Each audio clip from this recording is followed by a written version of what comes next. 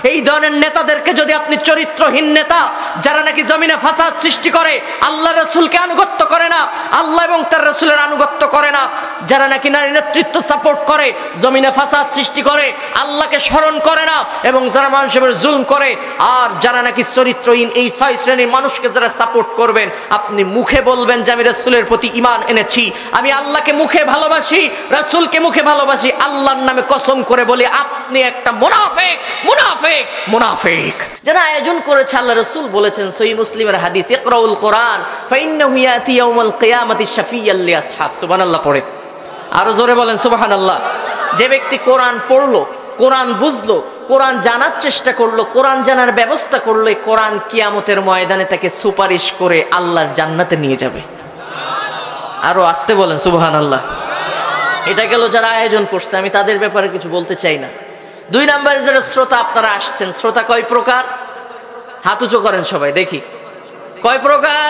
1 নম্বর আল্লাহ বলছেন, 1 নম্বর শ্রোতা করো ইদা সামিউ মা উনজিলা ইলা রাসূলি তারা আ'য়ুনাহুম তাফিদু মিনাদ দাম'i মিম্মা আরাফু মিনাল হক ইয়াকুলুনা রাব্বানা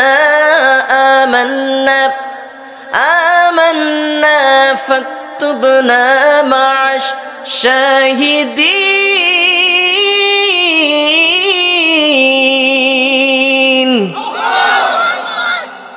কে বলছেন? জোরে বলেন। 1 নম্বর শ্রোতা, খেয়াল করে শুনেন, যারা ঈমানদার।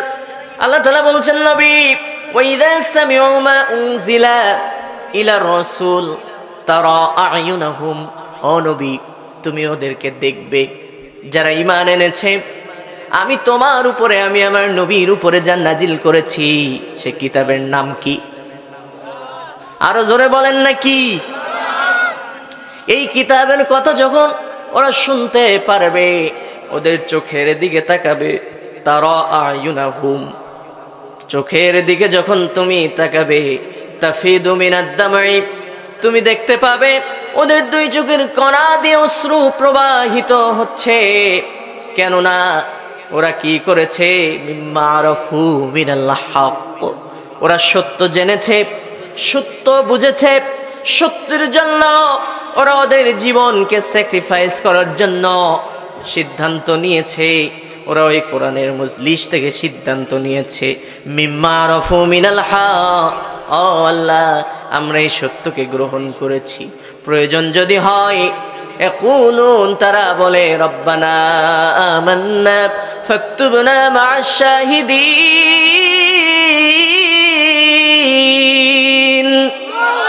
ও রব্বুল আলামিন, আমরা সত্য গ্রহণ করার জন্য প্রস্তুত হয়েছি, শহীদ হতে চাই দ্বীনের জন্য, ইসলামের জন্য। যদি প্রয়োজন হয় আমরা আমাদের জীবন দিব, রক্ত দিব কোরআনের জন্য, ইসলামের জন্য। শুধু শুনবো মানবো এমন না, এই কোরআনের মর্যাদা রক্ষার জন্য, আল্লাহর নবীর ইজ্জত আর সম্মানকে রক্ষার জন্য প্রয়োজন যদি হয় শাহাদাতের মিছিলে আমরা হাজির হয়ে যাব। ফাকতুবনা মা'আশ শাহিদিন, ওই শহীদদের কাতারে আপনি আমাদেরকে লিখে নেন। আরো জোরে বলেন না সুবহানাল্লাহ। এ কথা কার? হযরত ওমর রাদিয়াল্লাহু তাআলা আনহু সব সময় দোয়া করতেন, আল্লাহুম্মা রযুকনি শাহাদাতান ফি সাবিলিক, আয় আল্লাহ শাহাদাতের মর্যাদা দাও, শাহাদাতের মৃত্যু তুমি আমাকে নসিব করো। কেননা আল্লাহ রাব্বুল আলামিন কিয়ামতের ময়দানে কারোর যদি জীবনের আমলনামার একবারে হিসাব নেই, জান্নাতে যাওয়া তার হবে না, হবে না। কিন্তু আল্লাহ ঘোষণা দিয়েছেন কিয়ামতের ময়দানে যারা শহীদ হয়, ইসলামের জন্য, কোরআনের জন্য নিজের জীবনকে বিলিয়ে দেয়, এই যে ইসলামী আন্দোলনের জন্য যারা রক্ত দিল, জীবন দিল, কোরআনের জন্য, ইসলামী আন্দোলনের জন্য, এই দেশে কত নেতারা ফাঁসির মঞ্চে ঝুলল, ফাঁসির মঞ্চে উঠল, ফাঁসির দড়িকে তারা ফুলের মালা মনে করে গলায় পরে নিয়েছে, রক্তাক্ত হয়েছে, শহীদ হয়েছে। এই যে এই যে জুলাই যে বিপ্লব হলো, আগস্ট মাসে যে বিপ্লব হলো, এই বিপ্লবে 2000-এর উপরে ছাত্র জনতা যারা জীবন দিয়েছে। রংপুরে আবু সাইদের বাড়িতে সেদিন প্রোগ্রামে গিয়ে আমি গিয়েছিলাম, আমার বিশ্ববিদ্যালয়ের শাকিল সহ আমার রুমমেট সহ কত জীবন দিল, হাজার হাজার ছাত্ররা জীবন দিয়েছে, রক্ত দিয়েছে, রক্তে জমিন ভিজে লালে লাল হয়েছে। বাতিলের জন্য, স্বৈরা শাসকের বিরুদ্ধে আন্দোলন করার জন্য এরা রক্ত দিয়েছে, জীবন দিয়েছে। শোনেন শোনেন, শহীদ কেন হতে হবে? কিয়ামতের ময়দানে এই মানুষগুলো আল্লাহর দরবারে উঠবে রক্তমাখা শরীর নিয়া। শরীরে যাদের ফাঁসির দড়ির চিহ্ন, গলায় ফাঁসির দড়ি নিয়ে আল্লাহর দরবারে উঠবে। হাত যাদের নাই, জেলখানায় গিয়েছি, 1 মাস জেল খেটেছি আমি, মেডিকেল ওয়ার্ডে গিয়ে দেখেছি কত যুবক ছেলেরা ইসলামী আন্দোলন করার কারণে হাত নাই, পা নাই, পায়ে গুলি করেছে, হাতে গুলি করেছে, কারোর চোখটা অন্ধ হয়ে গিয়েছে, 2টা পা কেটে বাদ দিয়ে দিয়েছে। আমার অবাক লেগেছে, এই তাজা মানুষের চোখের ভিতরে যে ঝালের গোড়া পর্যন্ত দিয়েছে রিমান্ডে নিয়া, 20টা নখ পর্যন্ত তুলে দিয়েছে, কাঁচা নখ। এইভাবে অন্যায়ভাবে হত্যা করা হয়েছে, নির্যাতন করা হয়েছে। এই রক্তাক্ত শরীর নিয়ে কিয়ামতের ময়দানে আল্লাহর দরবারে উঠবে রব্বুল আলামিন। সেদিন ওই বান্দাগুলোকে দেখবেন যে কারোর গলায় ফাঁসির দড়ির চিহ্ন, কারোর হাত নাই, পা নাই, কারোর গুলির চিহ্ন, বোমার আঘাতের চিহ্ন, কারো তরবারির চিহ্ন, হাত কাটা, পা কাটা, মাথা কাটা অবস্থায় কিয়ামতের ময়দানে আল্লাহর দরবারে উঠবে। আল্লাহ বলবে, বান্দা, কোটি কোটি মানুষের ভিতরে তোদের অবস্থা কেন এমন, একটু বলবি কি? তখন ওরা বলবে, আল্লাহ, তোমার দিনকে বিজয়ী করার জন্য, সত্যের পক্ষে অবস্থান করার জন্য আমরা শহীদ হয়েছি, জীবন দিয়েছি, রক্ত দিয়েছি। বাতিল শক্তি সহ্য করতে পারে নাই, অন্যায়ভাবে আমাদেরকে শহীদ করেছে, রক্তাক্ত করেছে। আজকে সেই সাক্ষী নিয়ে তোমার দরবারে উঠেছি। আল্লাহ রাব্বুল আলামিন বলবে, বান্দারে, এত বড় সাক্ষীর জন্য নতুন কোনো হিসাব হবে না, বিচার হবে না। আমি আজকে আবার যদি একটা নতুন বদর, উহুদের, খন্দকের ডাক আসে, ইসলামের জন্য, কোরআনের মর্যাদা রক্ষার্থে শৈলকুপার মুসলমান প্রয়োজন হলে কাফনের কাপড় মাথায় বাঁধতে হবে, আবার কোরআনের ময়দানে ঝাঁপিয়ে পড়তে হবে, রক্ত দেওয়ার জন্য শহীদের ঈদগায় শামিল হতে হবে। রাজি আছেন কিনা? 2 হাত তুলে দেখান আল্লাহকে।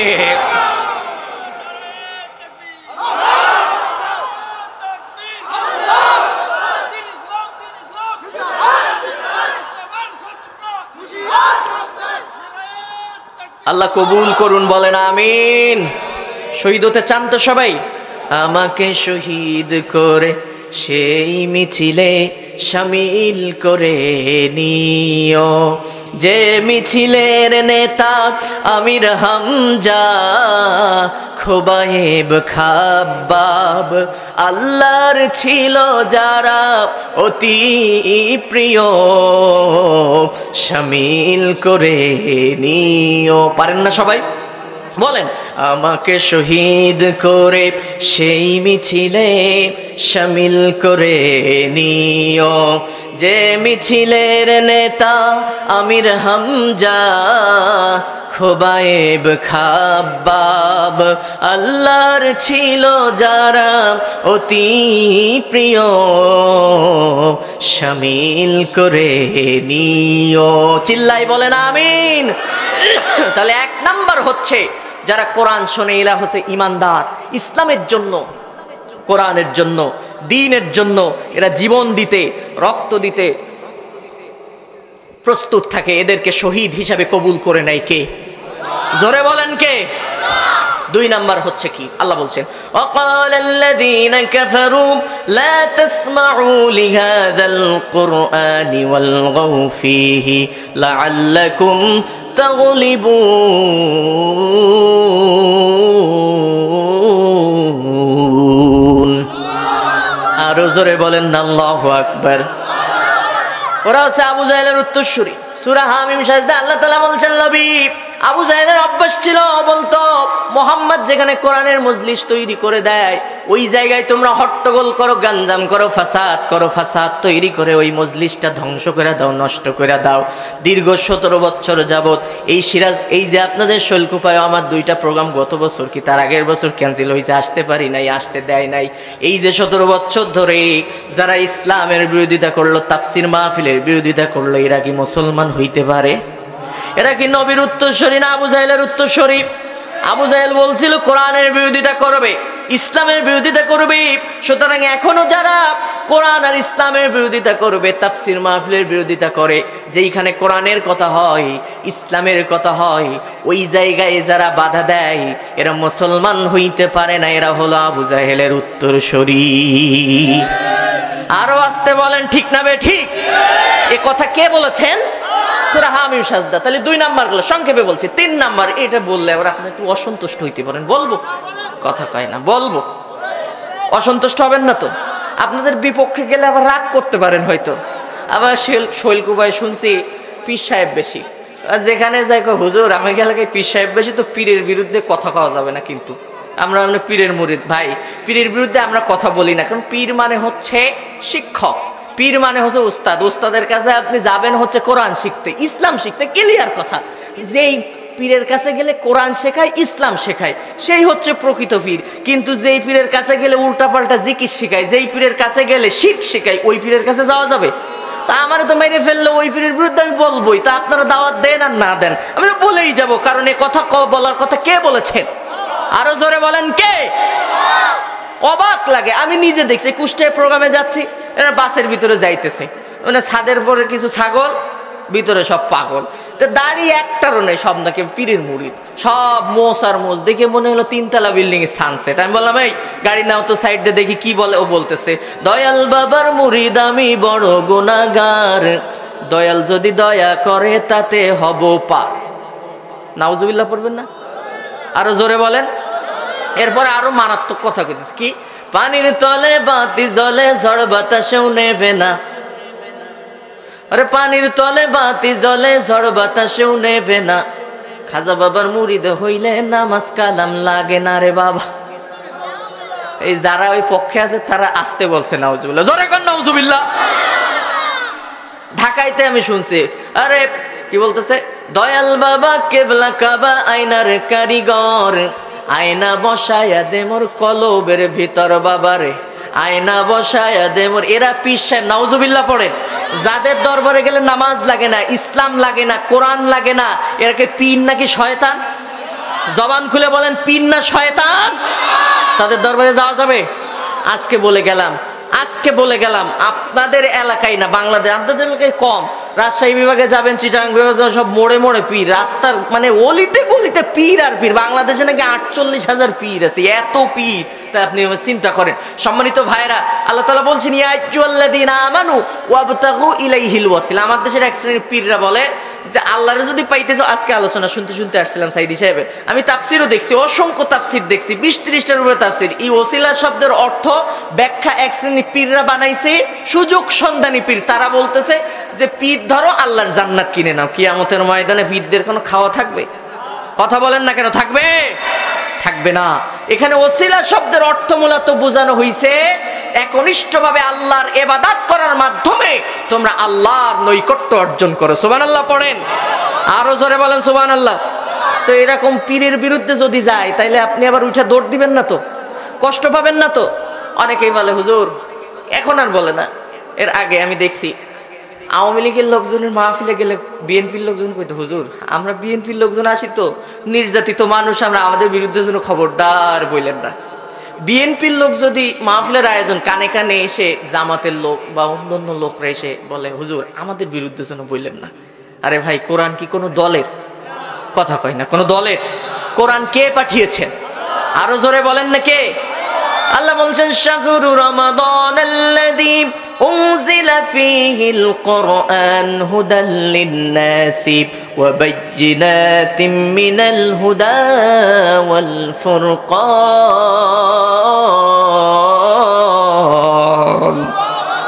আরো জোরে বলেন আল্লাহু আকবার। আল্লাহ বলছেন, নবী রমজান মাসে কোরআন নাজিল করেছি, কাজ হলো হুদাল লিন-নাস, মানব জাতির হেদায়েতের জন্য, ওয়া বায়্যিনাতিম মিনাল হুদা ওয়াল ফুরকান।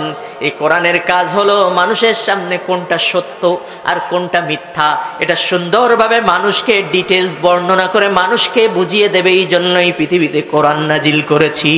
কে বলছেন? এখন আপনার নেতার বিরুদ্ধে যদি চলে যায়, আপনার নেতা সুদ খায়, আপনার নেতা ঘুষ খায়, কোরআন কি সুদের পক্ষে না বিপক্ষে? জোরে বলেন। খুলনায় এক মসজিদের মাহফিলে গেছি, সভাপতি সাহেব, সেক্রেটারি সাহেব বলতেছে, হুজুর সুদের বিরুদ্ধে আর বেপর্দার বিরুদ্ধে না বললে হয় না? আমি বলছি, কেন সুদ আর বেপর্দা বলা যাবে না কেন?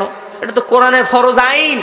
আল্লাহ সূরা নূরের ভিতরে এই যে পর্দার কথা বলছেন, অন্য সূরায় আল্লাহ তাআলা এই যে আল্লাহুল বাইয়া ওয়া হাররামার রিবা, সুদকে হারাম করেছি, ব্যবসাকে হালাল করেছি, এই কথা কে বলেছে?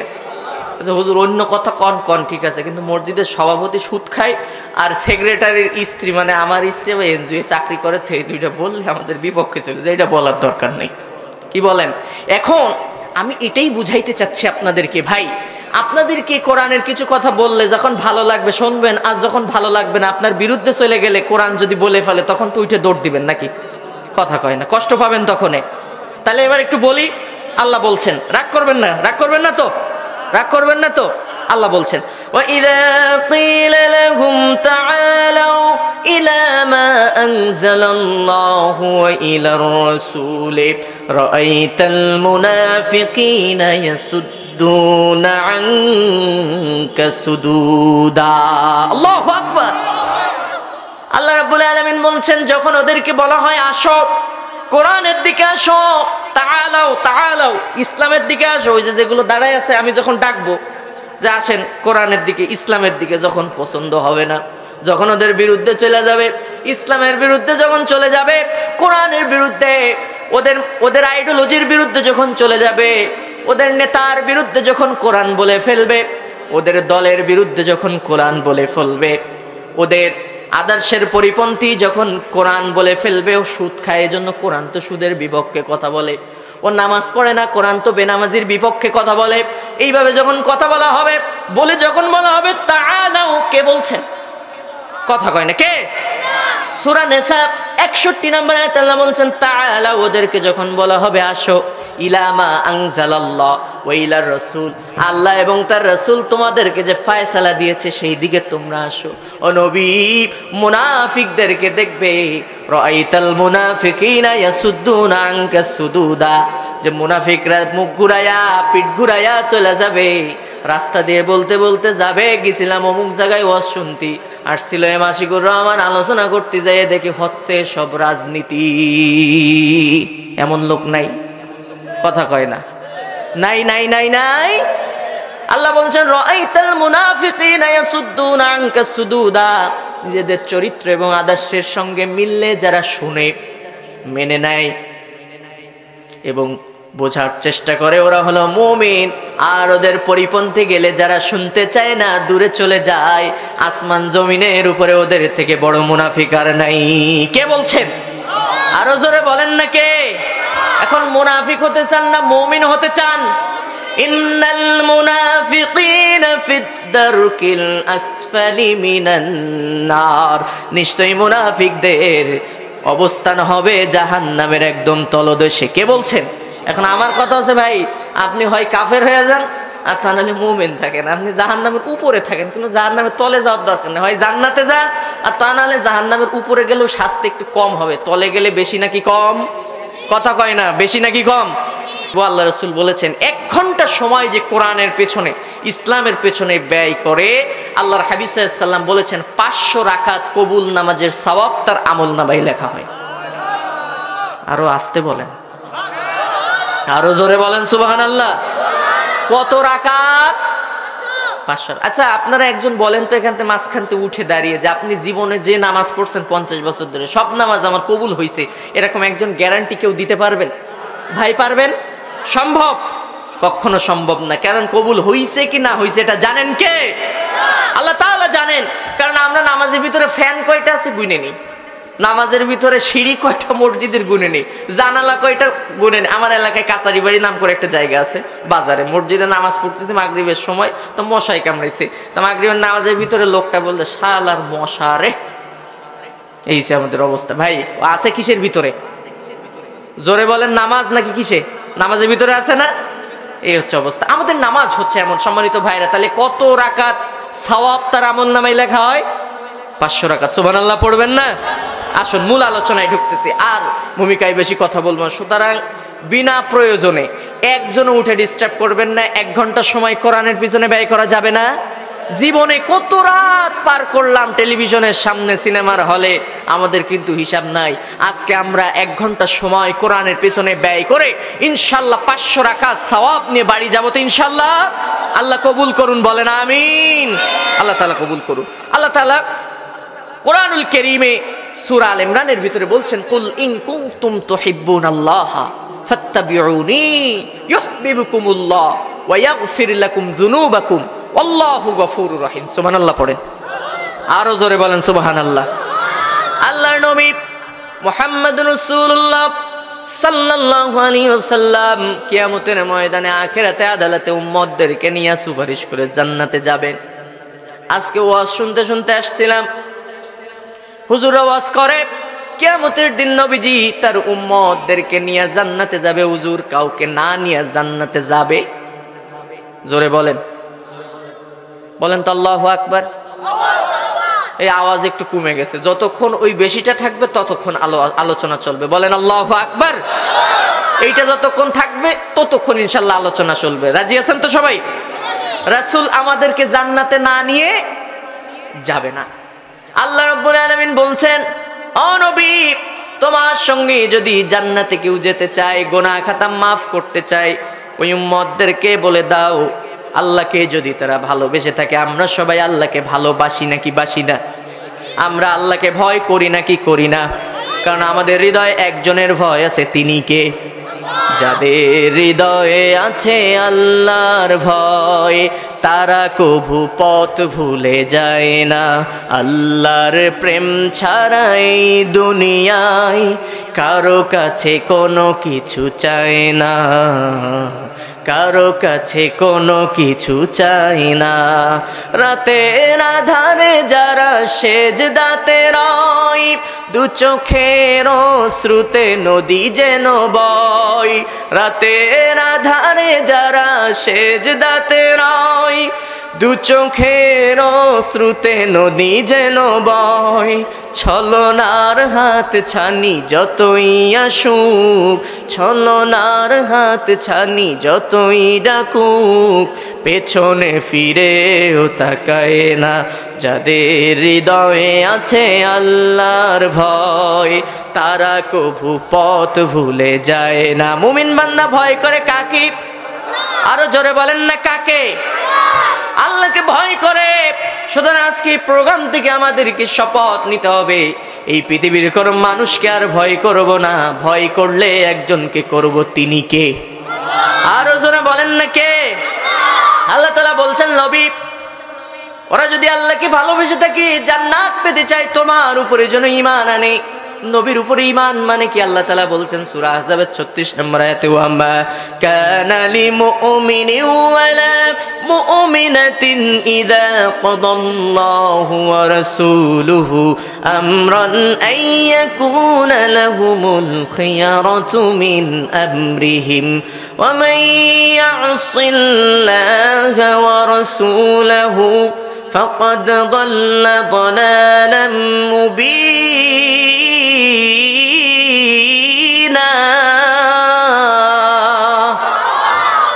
কে বলছেন?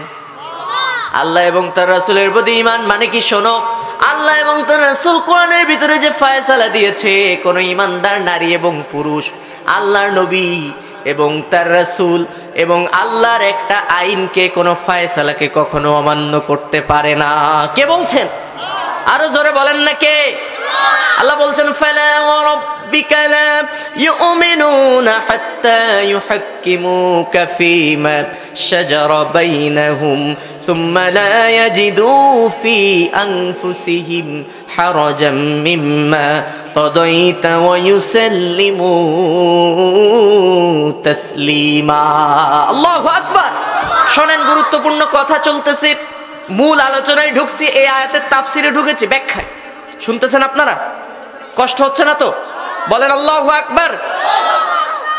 ঈমানদারের ঈমান মানে হলো, আল্লাহ রাসূল যে ফয়সালা দিয়েছে, নবী ফালা ওয়া রাব্বিক, তোমার রবের কসম, শপথ করছেন। কে করছেন শপথ? জোরে বলেন। শপথ করছেন আল্লাহ, নবী ফালা ওয়া রাব্বিক, তোমার রবের কসম, লা ইউমিনুন, ওরা ঈমানদার হতে পারে না হাত্তা ইউহাক্কিমুকা, নিজেদের জীবনের প্রত্যেকটা ক্ষেত্রে যতক্ষণ না বিশ্ব নবীকে ফায়সালা হিসেবে না মানতে পারবে। সুবহানাল্লাহ পড়ে। পারিবারিক জীবনে নবীর আদর্শ আছে, সামাজিক জীবনে নবীর আদর্শ আছে, রাজনৈতিক জীবনে, রাষ্ট্রীয় জীবনে, অর্থনৈতিক জীবনে প্রত্যেকটা জায়গায় আল্লাহর নবী ফায়সালা দিয়ে গেছে, সেদিকেই ঢুকতেছি। একটা হাদিস, একটা ঘটনা শোনায় আপনাদেরকে। সূরা নেজার 60 নম্বর আয়াতের তাফসিরের শানে নজুল আসছে। এক ইহুদি জানা ঘটনা আপনাদের স্মরণ করিয়ে দিতে চাই। এক ইহুদি আর এক মুসলমান নামের মুনাফিক, দুইজন নবীর কাছে আসলো। বলবো নাকি থাকবে? কথা কয় না, আপনারা তো থেমে গেছেন মনে হচ্ছে, কষ্ট হয়ে গেছে, কষ্ট হয়ে গেছে। এক ইহুদি আর এক মুসলমান দুইজন আসছে নবীর কাছে, এসে বলি, ইয়া রাসূলুল্লাহ, দুইজনের ভিতরে একটা মামলা হয়েছে, একটা ফাসাদ তৈরি হয়েছে, আপনি শুনে মিলে আমাদের বিচারের রায়টা দিয়ে দেন। সুবহানাল্লাহ পড়েন, আরো জোরে বলেন। আল্লাহর নবী এই পৃথিবীর ন্যায় বিচার প্রতিষ্ঠার জন্য আসছে। মুসলমান ভাবছিল আমার পক্ষে রায় দেবে, এই জন্য নবীর কাছে গিয়েছে। ইহুদি বেচারা চুপ করে দাঁড়ায় আছে। নবীজি শুনে মিলে আপনারাই সবাই সাক্ষী দেন, রায় দিলেন কি ইহুদির পক্ষে নাকি মুসলমানের পক্ষে? কোনে মুসলমানের পক্ষে না জেনে ইহুদির পক্ষে। ইহুদির পক্ষে। কার পক্ষে? ইহুদির পক্ষে। তাহলে আপনারা ভালো জানেন না, তার মানে আমি একটু ভালো করে বলি, শুনেন, এখান থেকে শিক্ষা আছে। ইহুদির পক্ষে রায় চলে গেল। মুসলমান বেচারা অসন্তুষ্ট, সে চিন্তা করছিল নবীজি হয়তো আমার পক্ষে রায় দিবে। সে মনটা নরম হয়ে গেল, মাথা নিচু হয়ে গেল। মুসলমান আমি চান্দা দেই, দান খয়রাত করি, হুজুর আমার পক্ষে না বলে ইহুদির পক্ষে কথা বললো তো অমুসলিম। এটা বড় ব্যথার কথা, কষ্টের কথা। রায় মানতে পারলাম না, কিন্তু আল্লাহর নবী এই পৃথিবীতে তো ন্যায় বিচার করার জন্য এসেছেন। কে ইহুদি আর কে মুসলমান এটা নবী দেখতেন না। ন্যায় বিচারে যেখানে আল্লাহর নবীর অবস্থানে সেখানে। সুবহানাল্লাহ পড়েন।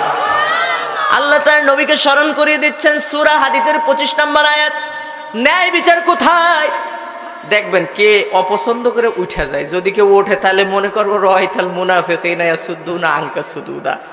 যদি ছুটি লাগে কারো তাহলে উঠবেন, এক আঙ্গুল উঁচু করবেন 1 নাম্বার, 2 আঙ্গুল উঁচু করবেন 2 নাম্বার, 3 আঙ্গুল উঁচু করবেন 3 নাম্বার। বুঝেন আপনারা? হ্যাঁ, বিড়ি বিড়ি বিড়ি আর কি। এটা আবার নতুন, আবার অনেকে নেশা লাগলে ওইটা না খাইলে আবার মাথা উল্টা পাল্টা হয়ে যায়। এই জন্য ওটাও যদি প্রয়োজন হয়, আপনাদের যদি ব্রেক লাগে তা আপনি 3 আঙ্গুল উঁচু করেন সাহস থাকলে, এই আর কি। কিন্তু ছুটি নিয়ে যাবেন, মিথ্যা কথা বলে যাবেন না, মেহরবানি করে। শুনতেছেন তো? তাহলে ইহুদি খুশি হয়ে গেছে, কিন্তু মুসলমান অসন্তুষ্ট। কেন? নবীজি তো আমার পক্ষে রায়টা দিল না। খুব বড় শিক্ষা এখান থেকে আমাদের জন্য। দেখেন ব্যক্তিগত জীবনে কত বড় শিক্ষা। আল্লাহ নবীকে আল্লাহ রাব্বুল আলামিন সূরা হাদীদের 25 নম্বর আয়াত দিয়ে স্মরণ করে দিচ্ছেন। নবী, লাকাদ আরসালনা রুসুলানা বিল বাইয়িনাতি ওয়া আনজালনা মা'হুমুল কিতাবা ওয়াল মিজানা লিয়াকুমান নাসু বিল কিসত। আল্লাহু আকবার। আল্লাহ বলেন, নবী তোমাকে আমি এই পৃথিবীতে 3টা জিনিস দিয়ে পাঠিয়েছি। 1 নম্বরে দিয়েছি কিতাব, 2 নম্বরে দিয়েছি বাইয়িনাত, 3 নম্বরে দিয়েছি ন্যায়ের পাল্লা, মিজান। মিজান দিয়েছি এই জন্য যে আমার নবী এই জমিনে ন্যায় বিচার প্রতিষ্ঠা করবে। সুবহানাল্লাহ। ন্যায় বিচারের মহান আদর্শের প্রতীক ছিলেন মুহাম্মদ সাল্লাল্লাহু। এবার বুকে হাত রেখে বলেন, গত 17 বছর যাবত এই জমিনে কি ন্যায় বিচার হয়েছে নাকি অন্যায় বিচার হয়েছে? কথা কয় না? ভয় লাগতেছে নাকি? ন্যায় নাকি অন্যায়? আমরা দেখেছি চুরি করেছে একজন, ডাকাতি করেছে একজন। আপনাদের এই শৈলগো ভাই 2015 না 16 সালে একদিন আলোচনা করতে করতে এই কথা বলার কারণে আমার আলোচনা একজন বাধা দিয়েছিল। ও ভাই, আজকে আবার বলতেছি, দেখেন এই 17 বছর চুরি করেছে একজন, ডাকাতি করেছে একজন, হত্যা করেছে একজন, ধর্ষণ করেছে একজন, আর মায়ের খাইছে, জেল খাটছে নির্দোষ নেতা। আরো আসতে বলেন, ঠিক না ঠিক? তাই যদি না হয়, আল্লাহর কোরআনের পাখির এত্তহীন কণ্ঠে বলতে চাই, গোটা পৃথিবীর অলিতে গলিতে যার কোরআনের কণ্ঠ আজও বাজে, শয়তানেও বিশ্বাস করবে না কোরআনের মুফাসসির আল্লামা সাঈদী ধর্ষণ করছে। বিশ্বাস করবে? কথা বলেন না কেন? দেলু শিকদার আর দেলোয়ার হোসেন সাইদি সম্পূর্ণ আলাদা। আমাদেরকে বাকরুদ্ধ করে রাখা হয়েছে, পিছনের বছরগুলো কথা বলতে দেওয়া হয় নাই। এক সাইদিকে তারা কারাগারে বন্দী করেছিল আর আমাদের মুখ বেঁধে রেখেছিল, কথা বলতে পারতাম না। কিন্তু আজকে আমাদের অধিকার এসেছে। আজকে বলতে চাই, এই বিশ্বনন্দিত মুফাসসিরকে যারা মিথ্যা মামলা দিয়া, মিথ্যা হয়রানি করে তাকে যারা কষ্ট দিয়েছে, চোখের পানি ফেলেছেন, এক ফোঁটা চোখের পানি বৃথা যাবে না। মিথ্যা মামলা দিয়ে তাকে যারা কষ্ট দিয়েছে, তাকে যারা জমিন থেকে বিদায় করেছে, এক ফোঁটা চোখের পানি বৃথা যাবে না। ফুটাই ফুটাই তোদের গজব হবে, আল্লাহ লানত হবে, আখিরাতে আদালতে আল্লাহর লানত থেকে বাঁচতে পারবি না, পারবি না। কথা ঠিক না বে ঠিক? আজও যদি এই জমিনে ইসলামের কথা বলতে গিয়ে, কোরআনের কথা বলতে গিয়ে আবারও কোনো মুফাসসিরের বিরুদ্ধে এরকম ষড়যন্ত্র আসে, তাদের বিরুদ্ধে প্রতিবাদ করার জন্য শৈলকুপাবাসী আপনারা কি প্রস্তুত আছেন? কারা কারা দুই হাত তুলে দেখান আল্লাহকে।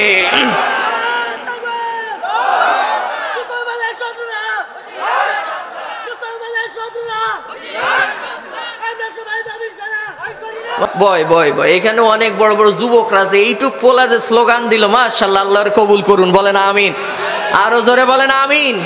সম্মানিত ভাইরা শোনেন, অবিচার কাকে বলে, দোষ কি ছিল জানেন? কোরআনুল কারীমে আসছে সূরা হজ্জের ৭২ নম্বর আয়াত। কষ্ট পাচ্ছেন না তো? বলি বলি বলি, কষ্ট পাচ্ছেন না তো? আল্লাহ বলছেন এদেরকে মারা হয়েছে কেন, হত্যা করা হয়েছে কেন, কোরআন জানিয়েছে। ওয়াইদা তুতলা আলাইহিম আয়াতুনা বাইয়িনাতিন তা'রিফু ফি উজুহিল লাযিনা কাফারুল মুনকার ইয়াকাদুনা ইয়াসতুনা বিল্লাযিনা ইয়াতলুনা আলাইহিম আয়াতিনা। আল্লাহু আকবার। আল্লাহ তাআলা বলছেন, ও নবী, কাফিরদের চোখের দিকে লক্ষ্য করবে। ওদের সামনে যখন কোরআনের কথা আর ইসলামের কথা বলা হয়, কোরআনের হক কথা যখন সহ্য করতে পারে না, ওরা কোরআনের কথা বন্ধ করতে যায়। আর ইয়াকাদুনা ইয়াসতুনা বিল্লাযিনা ইয়াতলুনা আলাইহিম আয়াতিনা, আর এই কোরআনের বাণী যারা মানুষের সামনে প্রচার করে, ওই মানুষগুলাকে তারা জমিন থেকে বিদায় করার জন্য চেষ্টা করে। কে বলছেন? একটা কথাও কোরআন এবং হাদিসের বাইরে হবে না। আপনারা উঠে দৌড় দিবেন না তো? যে উঠে দৌড় দেবেন বুঝবো যে আপনি কোরআন পছন্দ করেন না, ইসলাম পছন্দ করেন না, সাবধান। তাহলে ইহুদি আর মুসলমান অসন্তুষ্ট। আল্লাহর নবী ন্যায় বিচার প্রতিষ্ঠার জন্য এসেছেন। আল্লাহর নবী ন্যায় বিচার করছেন। ন্যায় বিচারের মহান আদর্শের প্রতীক ছিলেন মুহাম্মদ সাল্লাল্লাহু আলাইহি ওয়াসাল্লাম। মুসলমানের বিপক্ষে রায় চলে গেছে। বাইরে বের হয়ে এসে বলতেছে, ইহুদি ভাই, রায় তো মানতে পারলাম না। বলে, কেমন কথা? তোমার নবীর রায় তুমি মানো না? তুমি না নবীর উপরে ঈমান আনছো? তুমি বলো না নবীকে ভালোবাসো? আমরা তো বলি রাসূল আমাদেরকে না নিয়ে জান্নাতে যাবে না। কেন? আমরা তো নবীকে ভালোবাসি। রাসূল তোমারই এত ভালোবাসি যে তোমার ভালোবাসায় রবিউল আউয়াল মাস আসলে যত মিষ্টি ছিল বাজারে সব খেয়ে ফেলছি। ইয়া নবী সালামু আলাইকা, ইয়া রাসূল সালামু আলাইকা। গরম গরম জিলাপি আর রসগোল্লা। ভাই, শুধু রসগোল্লা খাইলে, জিলাপি খাইলে, মিলাদ পড়লেই যদি সুন্নাত মানা হয়, তাহলে শোনেন এই ঘটনা, এই হাদিস শোনেন, এই ঘটনাটা শোনেন। মুসলমান এসে বলতেছে, আমি মানতে পারলাম না রায়। ইহুদি বলতেছে, কেমন কথা? নবীর পর ঈমান আনছো না? তাহলে মানতেছো না কেন? বলছে, না, আমার পছন্দ হয় নাই, আমি এই বিচারের ছানি করাইতে চাই, দ্বিতীয় বিচার করতে চাই। কোথায়?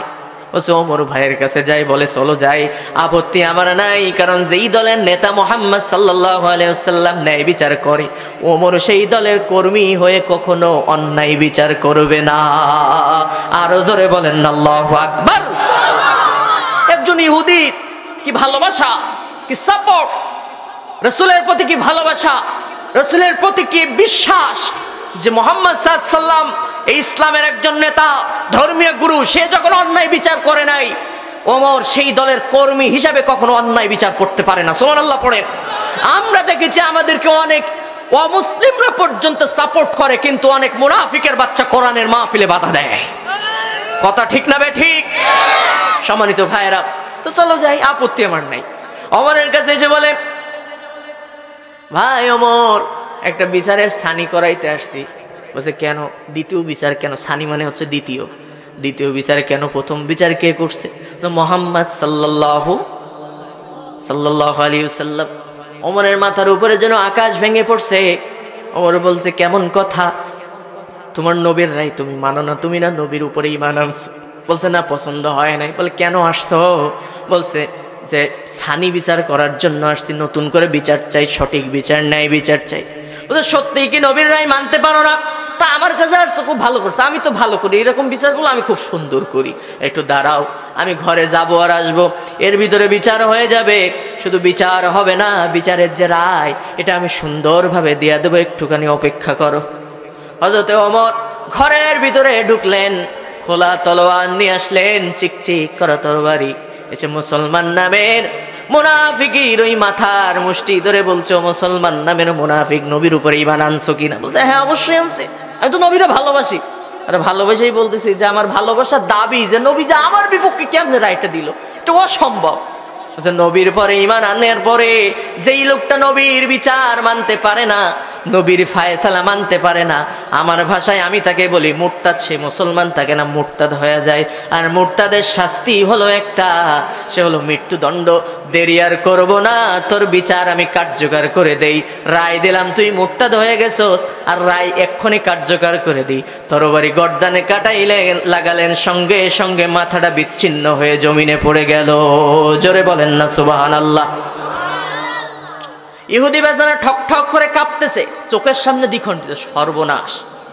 ও ভয়ে থরথর করে কাঁপে, কাঁপতে কাঁপতে কাঁপতে কাঁপতে বিশ্ব নবীর দরবারে মদিনার মসজিদে হাজির। ইয়া নবী, ইয়া রাসূলুল্লাহ, ইয়া হাবিবাল্লাহ, হুজুর সর্বনাশ হয়ে গেছে, সর্বনাশ হয়ে গেছে। কি হইছে এটা কি? বলে হুজুর খবর খারাপ। বলে কি হইছে এটা কি বলো? হুজুর ভয়ঙ্কর খবর। আর বলবা তো কি খবর? হুজুর মুসলমান কে দ্বিখণ্ডিত করেছে ওমর ভাই, আমি কোনোভাবে জান নিয়ে পালাই আপনার কাছে আসছি, আপনি আমার এখন বাঁচান।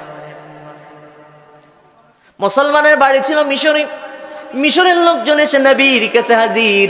ইয়া রাসূলুল্লাহ, ইয়া হাবিবাল্লাহ, ওমর একজন মুসলমান, নির্দোষ মুসলমানকে হত্যা করেছে, আপনি কেসাসের বিধান জারি করে দেন, হত্যার বদলা হত্যা, খুনের বদলা খুন, রায় দিয়ে দেন, ওমরের মৃত্যুদণ্ড আপনি কার্যকর করে দেন। নবীজি বললেন অপেক্ষা করো, দাঁড়াও। নবী আমার বিচারপতির আসনে বসে আছেন মদিনার মসজিদে, যেই জায়গায় আমার নবী 2 রাকাত নামাজ পড়ে দোয়া করলে দোয়া কারেন্টের মতো কবুল হয়। আরো জোরে বলেন আল্লাহু আকবার। নবী আমার বিচারপতির আসনে, ওমর ইবনুল খাত্তাব আসামির কাঠগড়ায়, নবীজি বিপদে আছেন, কেমনে আমি এই বিচারের রায় দেব?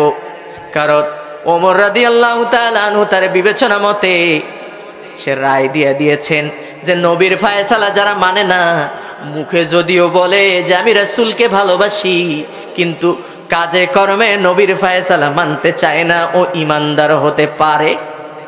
জোরে বলেন পারে। যেই আয়াত বলতেছিলাম, মূল যে আলোচনা, আল্লাহ রাব্বুল আলামিন বলছেন আল্লাহকে ভালোবাসতে চাও, আল্লাহকে যদি ভালোবাসতে চাও, ফাত্তাবিউনি, আমার রাসূলকে তোমরা অনুসরণ করবে। এখানে কি ভালোবাসার কথা আসছে? কথা কয় না।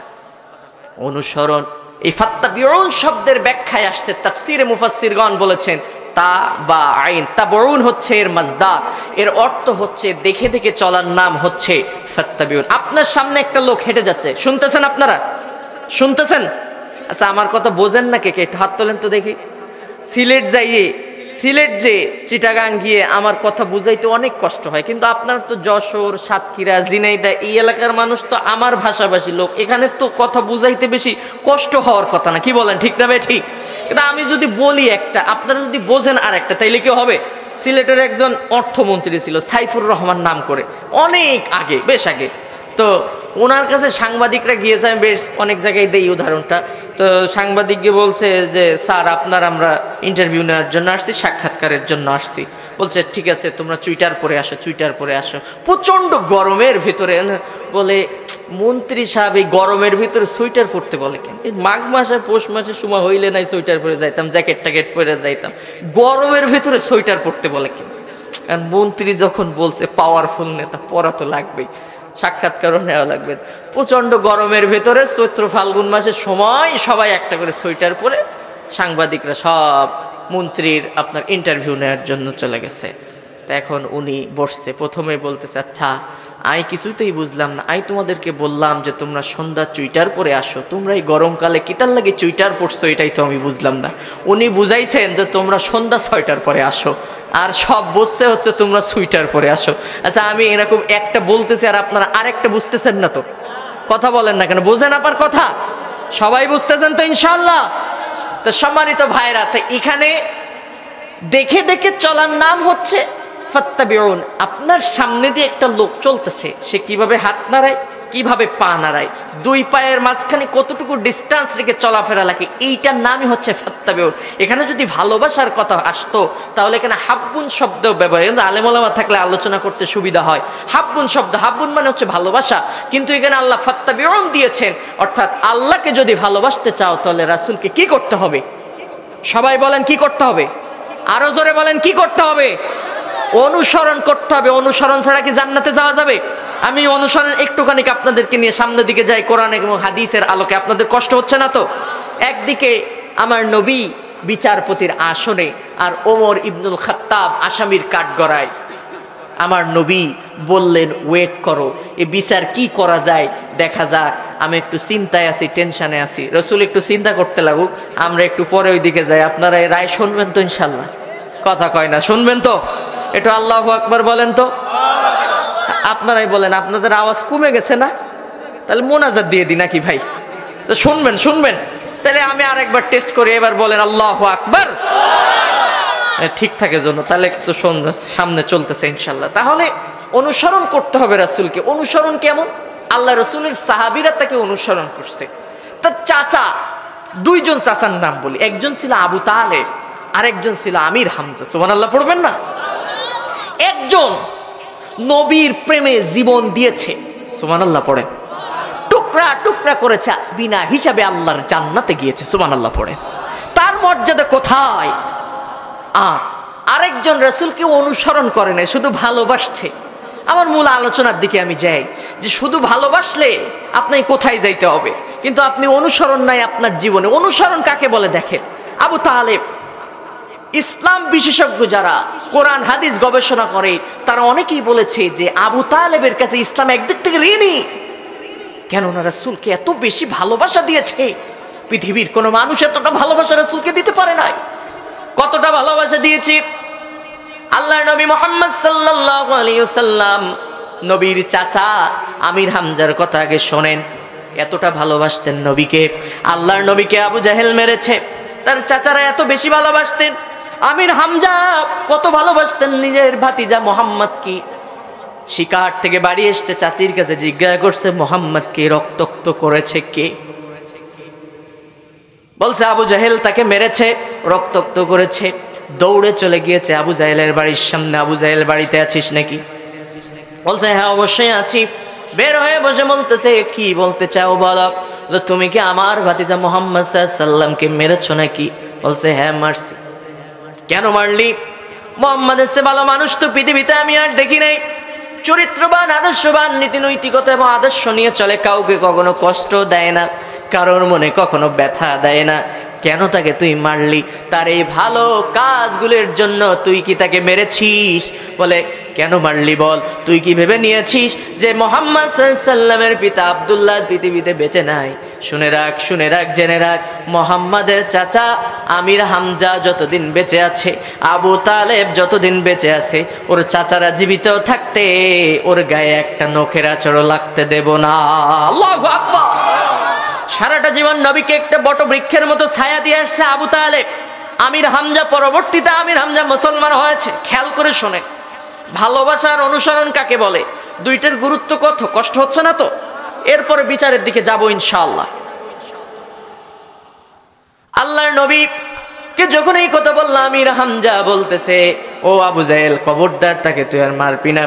হাতে ছিল ধনুক, ওই ধনুকের আঘাত করলো আবু জাহেলের মাথায়, এত জোরে আঘাত করেছে রক্ত ফিঙ্কি দিয়া জমিনে লালে লাল হয়ে গেছে। চলে আসলো, এসে ভাতিজা মুহাম্মদকে বলতেছে আমির হামজা, বাবা আবু জাহেল তোমার মাথা ফাটাইছে, এই জন্য তার মাথাও ফাটাই দিয়ে আসছি, তুমি খুশি হয়ে যাও।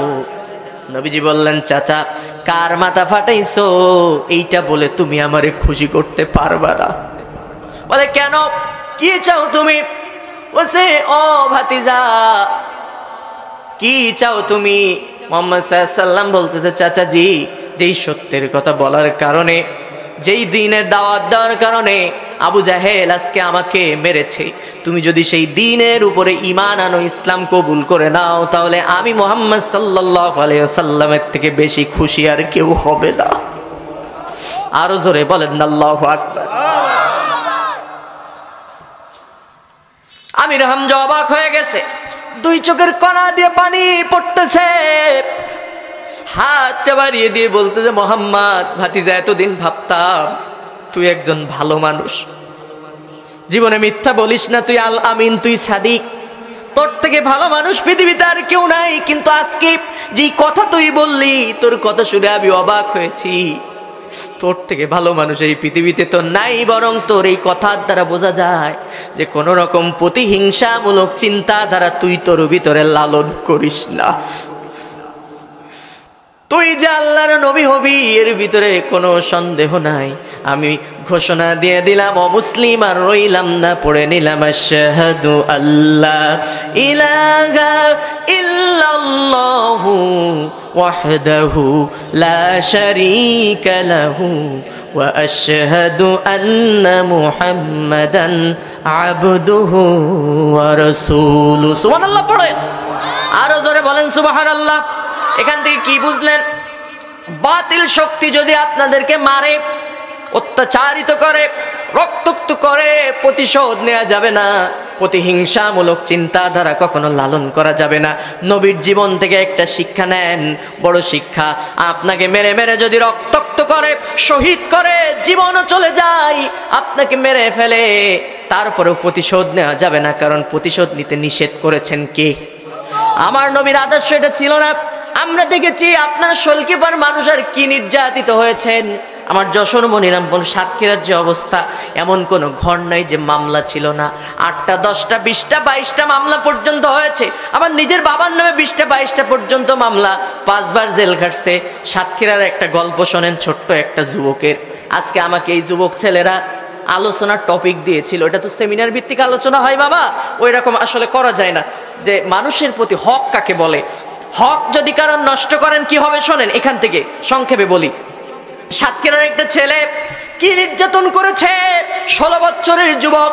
আমি কলারুয়াতে গিয়েছি তার বাড়িতে, তার মা এসে 2 চোখের পানি ফেলে আমার কাছে কাঁদতেছে, বলছে, আশিক ভাই, বাবাজি, যে বলতেছে, বাবাজি আমার সন্তান 16 বছর বয়স, মাত্র ক্লাস 10-এ পড়ে, মাত্র 16 বছর বয়স, 9-এ কি 10-এ পড়ে। বাবার নামে মামলা, বড় ভাইয়ের নামে মামলা, যৌথ বাহিনী আসছে, বড় ভাইকে পায় নাই, বাবাকে পায় নাই। ছোট্ট 16 বছরের ছেলেটাকে, যুবক তরুণ ছেলেটাকে উঠিয়ে নিয়ে গিয়েছে। 16 বছরের যুবকের গুলি গায়ে একটা নয়, 2টা নয়, ইতিহাস সাক্ষ্য হয়ে থাকবে, কালো অধ্যায় সৃষ্টি হয়ে থাকবে। ওই ছোট্ট যুবকের গায়ে হাতে গুলি করেছে, পায়ে গুলি করেছে, চোখে গুলি করেছে, মাথায় গুলি করেছে, বুকে গুলি করেছে, এমনকি লজ্জা স্থানে পর্যন্ত গুলি করেছে। 16 বছরের যুবকের গায়ে 16টার উপরে গুলির চিহ্ন। আল্লাহু আকবার। কি অপরাধ ছিল! আজও যারা এই স্বৈরা শাসকদেরকে সমর্থন করেন, রাগ করেন না, আমার কথা একটু খেয়াল করে শোনেন। আমি নিজে রিমান্ডে শিকার হয়েছি, গ্রেপ্তার করে নিয়ে আমাকে অন্যায়ভাবে নির্যাতন করেছে। রংপুরের মিঠাপুকুরে একটা ছেলেকে এভাবে কাঁচা নখ তুলে দেওয়া হয়েছে, 20টা একটা একটা করে 20টা নখ তুলে দেওয়া হয়েছে। জেলখানায় যখন ছিলাম, এখন তো বলার সুযোগ হয়েছে, আগে বলতে পারি নাই, বলবো একটু, বলবো। জেলখানায় যখন ছিলাম, মেডিকেল ওয়ার্ডে যখন যেতাম, যুবকগুলা রাহাজারি শুনলে চোখ দিয়ে শুধু পানি আসতো। যখন কোর্টে যেতাম, আমার পায়ে ডান্ডা বেড়ে দিত, হাতে হ্যান্ডকাপ দিয়ে নিয়ে যেত। যুবকদের ওয়ার্ডে যখন যেতাম, মেডিকেল ওয়ার্ডে যখন যেতাম, কোনো যুবকের হাত নাই, পা নাই, চোখ অন্ধ হয়ে গেছে, এমনও আছে 2টা হয়ে গেছে। ক্রস ফায়ারের আসামি এমন বহুত আছে। আমরা যখন যেতাম, ঘুরতে যেতাম, 2 চোখের পানি দিয়ে দর দর করে চোখের কড়া দিয়ে পানি পড়তো। আর বলতো, আশিক ভাই, আমার বয়স তখন মাত্র 16 বছর, আমাকে বলতো, একটু দোয়া করেন, এই জালিমদের থেকে আমাদেরকে যেন আল্লাহ রক্ষা করে। আমার মনে আছে, ইতিহাস শোনেন, আমাকে যেদিন অ্যারেস্ট করেছে 24 ঘন্টা আমি না খাওয়া ছিলাম, আমাকে খাবার খেতে দেয় নাই। আগের দিন সারাদিন আমি কোর্টে ছিলাম, সকাল থেকে সন্ধ্যা পর্যন্ত। রাতের বেলায় মায়ের মেডিসিন নেওয়ার জন্য বাজারে গিয়েছি।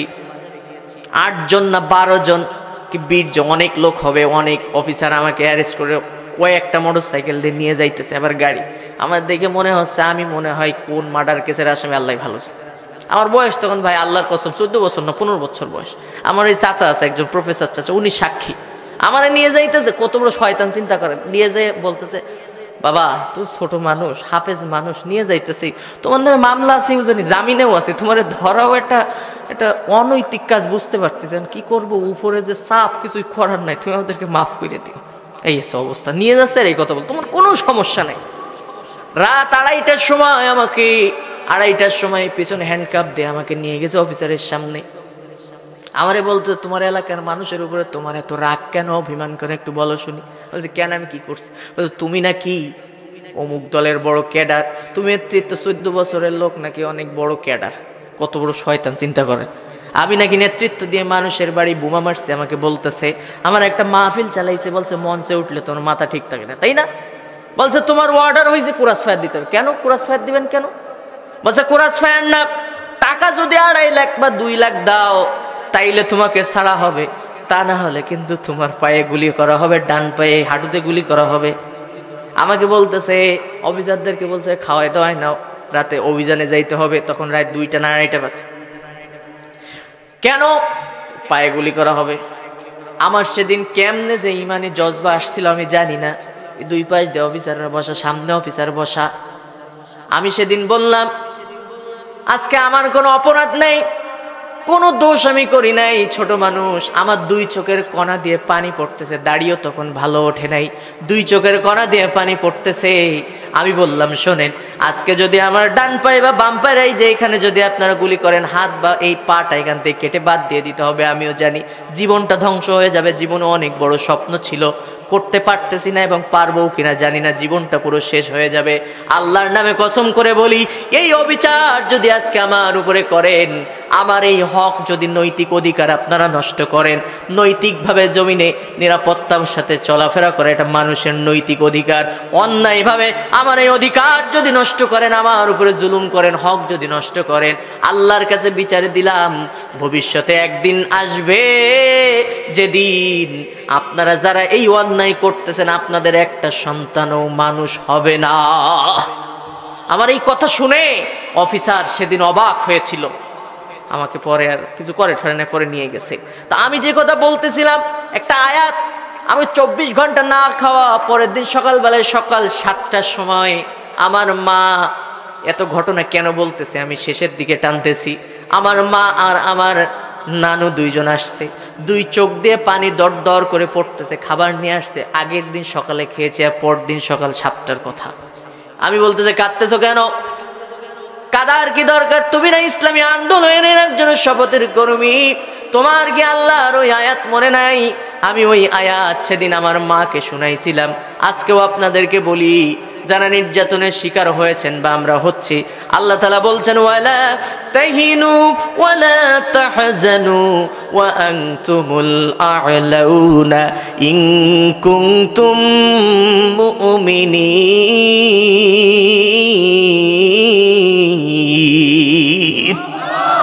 আরো জোরে বলেন না আল্লাহু আকবার। আল্লাহ বলে যত বিপদ আসুক, যত মুসিবত আসুক, যত নির্যাতন আসুক, ইমানদার ভয় পেও না, কষ্ট পাইও না, নিরাশ হইও না। তোমরা যদি ঈমান রাখতে পারো, আল্লাহর উপরে ভরসা রাখতে পারো, আমি রাব্বুল আলামিন অবশ্যই ঈমানদারদেরকে এই জমিনে একদিন বিজয়ী দান করব। আল্লাহু আকবার। আরো জোরে বলেন না আল্লাহু আকবার।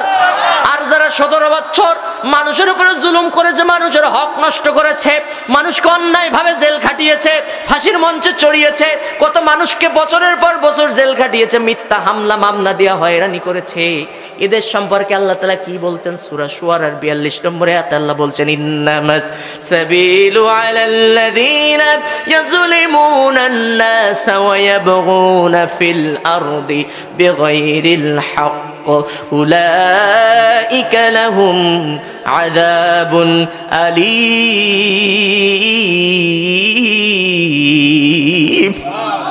আরো জোরে বলেন না আল্লাহু আকবার। আল্লাহ বলছেন নিশ্চয়ই যারা মানুষের উপরে জুলুম করে, মানুষের হক নষ্ট করে, 17 বছর যারা মানুষের উপর জুলুম করছেন, অত্যাচার করেছেন, মানুষের হক নষ্ট করছেন, ওদেরকে যারা সাপোর্ট করেছেন, আমার কথায় রাগ করেন না। আপনি বলেন আপনি নবীর উম্মত, আপনি বলেন নবীর উপরে আপনি ঈমান এনেছেন, কিন্তু আপনার কাজে কর্মে নবীর আদর্শ নাই। আপনি মানুষের অধিকার নষ্ট করেছেন, মানুষের হক নষ্ট করেছেন। এই যে যুবক ছেলেরা আমাকে বলেছে হকের আলোচনা করতে, আজকে মাহফিলে এই 10 মিনিটের আলোচনায় হকের উপরে আমি বলে চাই, এই 17 বছর যারা মানুষের হক নষ্ট করেছে, দিনের ভোট রাতে কাটছে, বছরের পর বছর অন্যায়ভাবে মানুষের নৈতিক অধিকার যারা ভোট কেড়ে নিয়েছে, মানুষকে জেল খাটিয়েছে, জুলুম করেছে, অত্যাচার করেছে, কত মানুষ ঘরে থাকতে পারে নাই, 10 বছর আমি বাড়িতে মাথা রেখে ঘুমাইতে পারে নাই। আমার বাবা আজকে 22টা মামলার আসামি হইয়া সে ব্রেন স্ট্রোক করে আজকে মৃত্যুর প্রহর গুনতেছে, এমন একটা অবস্থা। আল্লাহ রহমতে অনেকটা ভালো, আল্লাহ তাকে সুস্থতা দান করুক। এইভাবে অসংখ্য মানুষ যাদের উপরে জুলুম করেছো, অত্যাচার করেছো, কিয়ামতের ময়দানে রব্বুল আলামিন তাদেরকে বলেন, কিয়ামতের ময়দানে ওরা তো জান্নাতে যাওয়ার আশা করে, যারা মানুষের উপরে জুলুম করে, অত্যাচার করে, আমি রব্বুল আলামিন কিয়ামতের ময়দানে ওদের সম্পর্কে আমি নিজে ওদের বিরুদ্ধে কিয়ামতে আখিরাতে আদালতে মামলা দায়ের করব। ও মুখশৈল কুপানো মুসলমান বলেন, যিনি ওই বিশাল আকাশের মালিক, বিস্তীর্ণ জমিনের মালিক, সেই আল্লাহ যদি কারোর বিপক্ষে দাঁড়ায়া যায়, মামলা করে, কারোর বিরুদ্ধে অভিযোগ দায়ের করে, জান্নাত তো মনে হয় ওয়াজিব হইয়া যাবে নাকি? কথা কয় না, জান্নাতে যাওয়া যাবে না? জায়গা কোথায় হবে? জোরে বলেন। উলাইকা লাহুম আযাবুন আলীম। কে বলছেন? ওদের জন্য জাহান্নামের কঠিন আযাব রেডি করে রেখেছেন কে? ওই যে ঘটনা বলতেছিলাম, নবীর আদর্শ দেখেন, তাহলে মানুষের হক নষ্ট করা যাবে? কথা বলেন যাবে? তবে আমাদেরকে যারা অত্যাচার করেছে, জুলুম করেছে, ওই 17 তারিখ 5 তারিখে আমরা বলে দিয়েছে আমাদের ওদের উপরে কোনো ক্ষোভ নাই। আল্লাহ রাসূল বলেছিল, আল্লাহর নবীর সাহাবীরা বলেছিল, ইউসুফ আলাইহিস সালাম বলেছিল, লা তাসরিবা আলাইকুমুল ইয়াউম, আল্লাহর রাস্তায় তোদের সবাইকে মাফ করে দিলাম। আমার ভাইরা, 17 বছর যারা যারা আমাদের উপর জুলুম করেছো, অত্যাচার করেছো, কোনো ক্ষোভ নাই, কোনো দুঃখ নাই, তোমরা সবাই ইসলামের পক্ষে চলে আসো, ইসলামের জন্য তোমরা শামিল হয়ে যাও, আমরা তোমাদের সাথে আছি।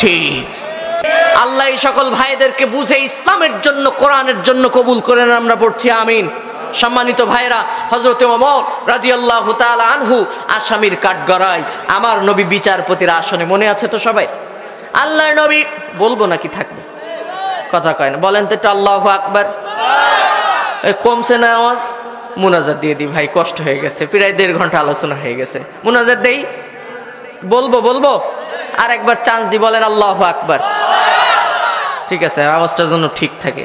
আমার নবী বিচারপতির আসনে, নবী আমার আল্লাহর কাছে দোয়া করে, রব্বুল আলামিন, আমার প্রিয় ওমর, আমার প্রিয় সাহাবী ওমর, কোন ওমর জীবনে নিজের জীবদ্দশায় 22 জায়গায় একক সিদ্ধান্ত নিয়েছে। আল্লাহর নবীর সাহাবীরা ভিতরে ওমর ছিলেন এত পাওয়ারফুল সাহাবী ছিলেন। নবীজি সিদ্ধান্ত নিয়ে গিয়েছেন, ওমর ইবনুল খাত্তাব 22 জায়গায় একক সিদ্ধান্ত নিয়েছে। 22 জায়গায় রব্বুল আলামিন কোরআনের আয়াত নাজিল করে ওমরকে সঠিক বলেছে। আরো জোরে বলেন না সুবহানাল্লাহ। কেন এমন হবে না? কেন এমন হবে না? দ্বীনের জন্য, ইসলামের জন্য তারা ছিল নিবেদিত প্রাণ। দেখেন, তারা শুধু নবীর পদে ঈমান আনেন নাই, নিজের জীবনকে পর্যন্ত আল্লাহ রাসূলের জন্য কোরবান করে দিয়েছেন। হযরতে আমির হামজার কথা বলছিলাম, এবার শোনেন আবু তালেবের কথা। আবু তালেব নবীকে শুধুমাত্র ভালোবাসা দিয়েছে, ঈমান আনে নাই। আবু তালেব যখন মারা যাচ্ছে, নবী মুহাম্মদ সাল্লাল্লাহু আলাইহি ওয়াসাল্লাম আবু তালেবের মাথার কাছে গিয়া বলে, ও চাচা, কিয়ামতের ময়দানে আপনি জাহান্নামে যাবেন, আর আমি নবী মুহাম্মদ সাল্লাল্লাহু আলাইহি ওয়াসাল্লাম জান্নাতে যাব। আমি নবী সহ্য করতে পারবো না। আপনি একটাবার বলেন, বুখারীর বর্ণনা, ইয়া আম্মি আবি তালিব, কুল লা ইলাহা ইল্লাল্লাহ হাজ্জুল লাকা ইনদাল্লাহি ইয়াউমাল কিয়ামা। ও চাচা আবু তালেব, একবার যদি অন্তত বলেন লা ইলাহা ইল্লাল্লাহ মুহাম্মদ সাল্লাল্লাহু আলাইহি ওয়াসাল্লাম, বলার দরকার নাই। যদি এতটুকু বলতে পারেন, কিয়ামতের ময়দানে যদি প্রয়োজন হয় আল্লাহর সঙ্গে ঝগড়া করে হলেও আমি আপনাকে জান্নাতে নিয়ে যাব। আরো আসতে বলেন আল্লাহু আকবার। পড়ে নাই। ভালোবাসা কাকে বলে আর অনুসরণ কাকে বলে? ঈমান আনে নাই, শুধু ভালোবাসা দিয়েছে। আমরা যেমন রবিউল আউয়াল মাস আসলে ভালোবাসি, কিন্তু রবিউল আউয়াল মাস গেলে আর নবীর ভালোবাসা নাই, নবীর কোনো অনুসরণ নাই। ঠিক না বে ঠিক? রবিউল আউয়াল এলে তোমারি গান গাই, রবিউল আউয়াল গেলে তোমায় ভুলে যাই। বলেন সবাই, রবিউল আউয়াল এলে তোমারি গান গাই, রবিউল আউয়াল গেলে তোমায় ভুলে যাই। আল্লাহু আকবার। তোমার নামে গড়া গড়ি, তোমার নামে দুরুদ পড়ি, তোমার নামে গড়া গড়ি, তোমার নামে দুরুদ পড়ি, অন্তরেতে নাই রবিউল আউয়াল গেলে তোমায় ভুলে যায়। আল্লাহু আকবার। সম্মানিত ভাইরা, অনুসরণ আর ভালোবাসা বুঝাচ্ছি। আবু তালেব কালেমা পড়ে নাই, রাসূলকে অনুসরণ করে নাই, ভালোবাসছে শুধু, মারা গিয়েছে, ঈমান আনেন নাই। নবীজি এরপরেও চাচাকে কবরস্থ করলেন, কবরের পাশে দাঁড়ায়া দুই হাত তুলেছে, আল্লাহ তুমি আমার চাচা আবু তালেবকে তুমি আমাকে আল্লাহ মাফ করে দাও। সঙ্গে সঙ্গে আল্লাহ কোরআনের আয়াত নাজিল করলেন, মা কানা লিন-নবী ওয়াল্লাযীনা আমানু আইয়াস্তাগফিরু লিল-মুশরিকিন ওয়ালাউ কানু উলি কুরবা মিন বা'দি মা তাবায়্যানা লাহুম আন্নাহুম আসহাবুল জাহিম।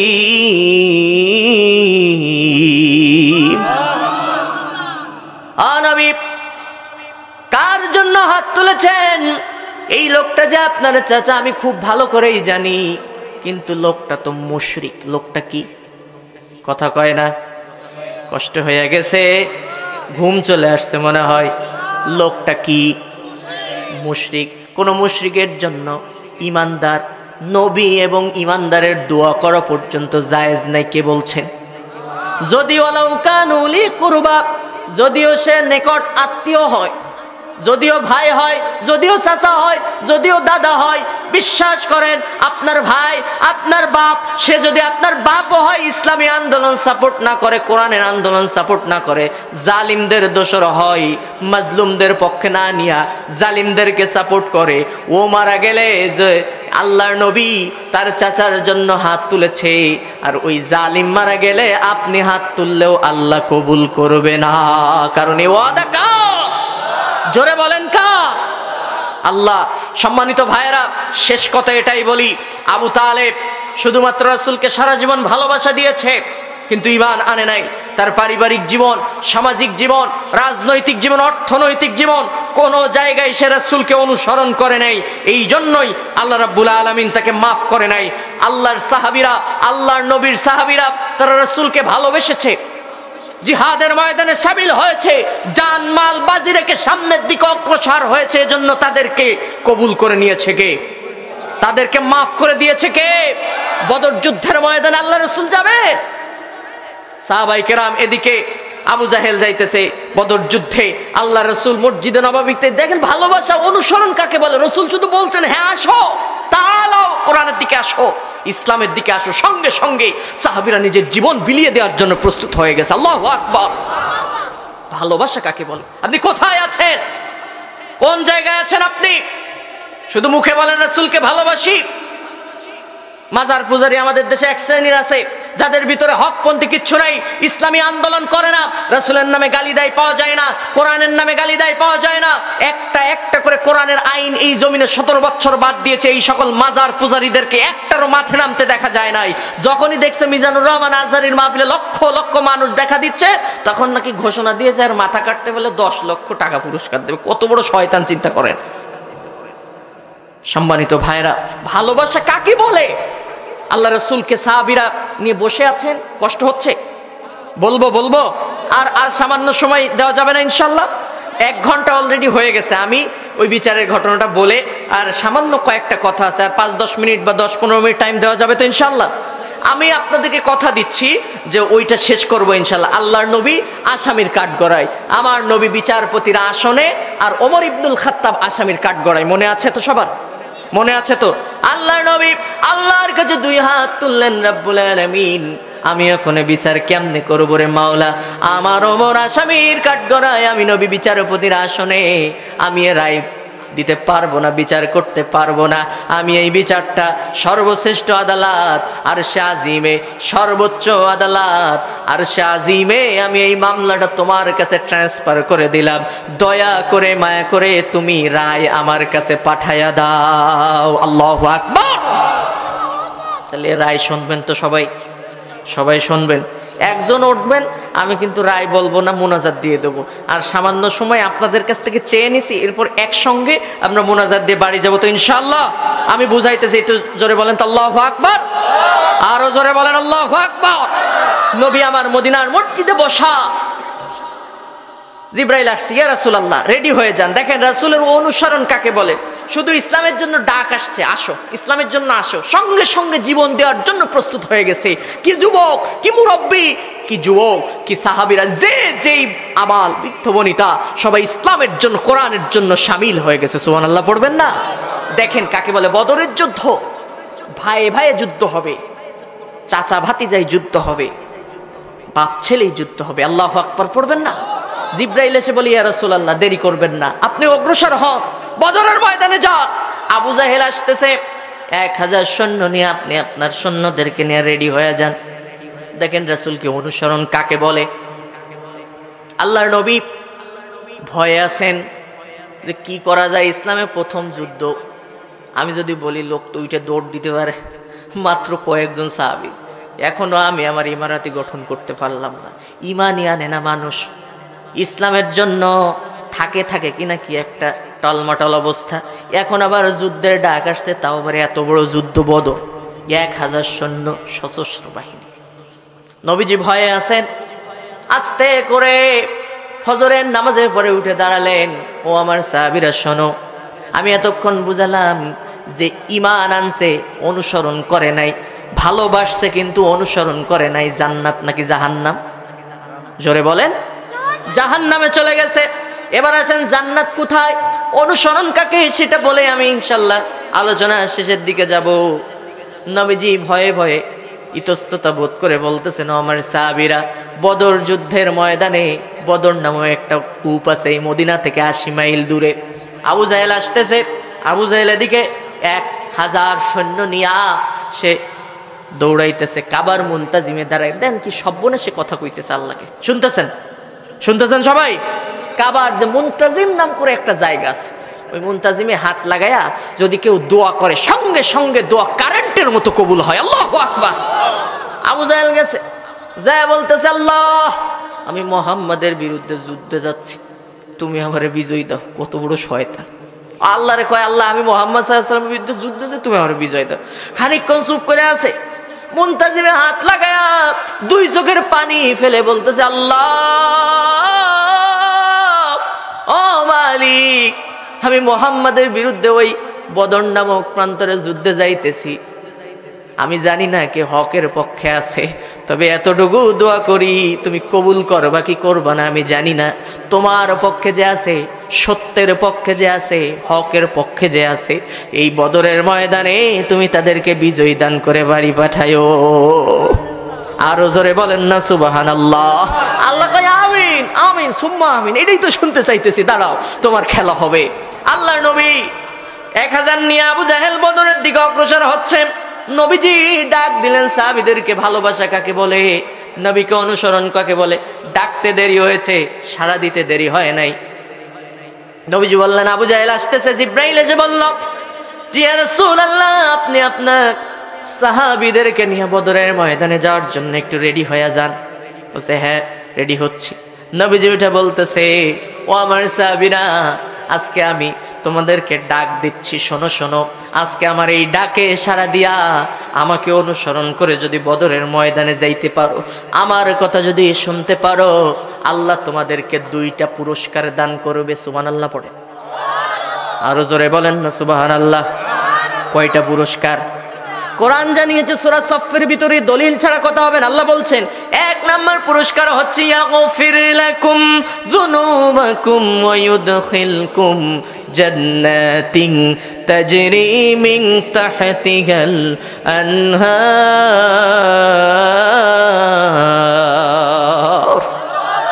আর জোরে বলেন আল্লাহু আকবার। 1 নাম্বার পুরস্কার হচ্ছে বদরের ময়দানে আমাকে অনুসরণ করে আমার কথা শুনে যারা অগ্রসর হবে, শোনো শোনো, আল্লাহ ঘোষণা দিয়েছেন তোমাদের জীবনের সমস্ত গুনাহ খাতা আল্লাহ মাফ করে দিবে। তাহলে 1 নাম্বার হচ্ছে গুনাহ খাতা মাফ। আর 2 নাম্বার কি? হাদিস শোনেন, আল্লাহ রাব্বুল আলামিন ঘোষণা দিয়েছেন, আল্লাহর হাবিব তাদেরকে শোনালেন। এটা তিরমিজি শরীফের হাদিস, মিশকাতেও আসছে। আনাল মিকতাব ইবনে মাদি কারাবা ক্বাল ক্বাল রাসূলুল্লাহ সাল্লাল্লাহু আলাইহি ওয়াসাল্লাম লিশ-শাহীদি ইনদাল্লাহি সিত্তু খিসাল ইউফালাউ ফি উলদফা ওয়া ইনা মাকাদাহু মিনাল জান্নাহ ওয়া ইউজিরু মিন আযাবিল কবর ওয়া ইউমিনু মিন ফাজাইল আকবার ওয়া ইদাউ আলা রাসি তাজুল ওয়াকার আল ইয়াকুত খায়রুম মিনাদ দুনিয়া মা ফি ওয়া ইজাওয়াজু সিনতাইন 70 যাওজাতাম মিনাল হুরিল আইন আও কামা ক্বালা আন-নবী সাল্লাল্লাহু আলাইহি ওয়াসাল্লাম। এখানে অসংখ্য পুরস্কারের কথা আসছে। আল্লাহর নবী বললেন, শোনো শোনো, আজকে যারা আমার সঙ্গে বদরের ময়দানে যাবে, আল্লাহ রাব্বুল আলামিন 2 নাম্বার যে পুরস্কার তাদেরকে দিবেন, তোমাদের 1 নাম্বার জীবনের গুনাহ খাতা মাফ। আর যারা বদরের ময়দানে গিয়া শহীদ হবে, আল্লাহ তাদেরকে বিনা হিসাবে জান্নাত দিয়া দিবে। আরো জোরে বলেন সুবহানাল্লাহ।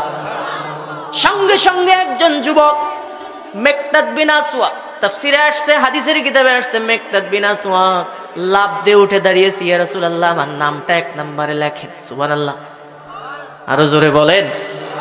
নবীজি লক্ষ্য করলেন মিকদাদের হাতে, মিকদাদ বিন আসওয়াদ হাতে বিয়ের মেহেদি। ফজরের পরে আসছে, মাথায় পাগড়িটা এখনো খুলতে ভুলে গিয়েছে। নবীজি বললেন, মিকদাদ এটা কেমন কথা? তোমাকে দেখে তো মনে হয় গতকালকে তোমার বিয়ে হয়েছে, যে রাত গেল বাসর রাত গিয়েছে, ফুলসজ্জার রাত গিয়েছে, এখনো তো ফুলসজ্জার ঘরেই তুমি ঢুকতে পারো না। বলে, হ্যাঁ রাসূলুল্লাহ আপনি ঠিক বলেছেন। তাইলে কেমন করে তুমি আমার সঙ্গে কেমনে যাবে, খুলে বলো। মিকদাদ বিন আসওয়াদ বলে, নবী, ও নবী মুহাম্মদ সাল্লাল্লাহু আলাইহি ওয়াসাল্লাম, আমি আপনার উপরে ঈমান এনেছি। আপনি আমাদেরকে ঘোষণা দিয়েছেন আল্লাহকে যদি ভালোবাসতে হয়, ফাত্তাবিউনি, আপনাকে অনুসরণ করতে হবে, আপনি যা বলবেন সঙ্গে সঙ্গে মেনে নিতে হবে। ইয়া রাসূলুল্লাহ, গতকালকে আমার বিয়ে হয়েছে, রাতের বেলায় ফুলসজ্জার রাত, বাসর রাতে ঢুকবো, এমন সময় মদিনার মসজিদে বেলাল আজান দিয়েছে। সুবহানাল্লাহ পড়েন। আশহাদু আন্না মুহাম্মাদার রাসূলুল্লাহ,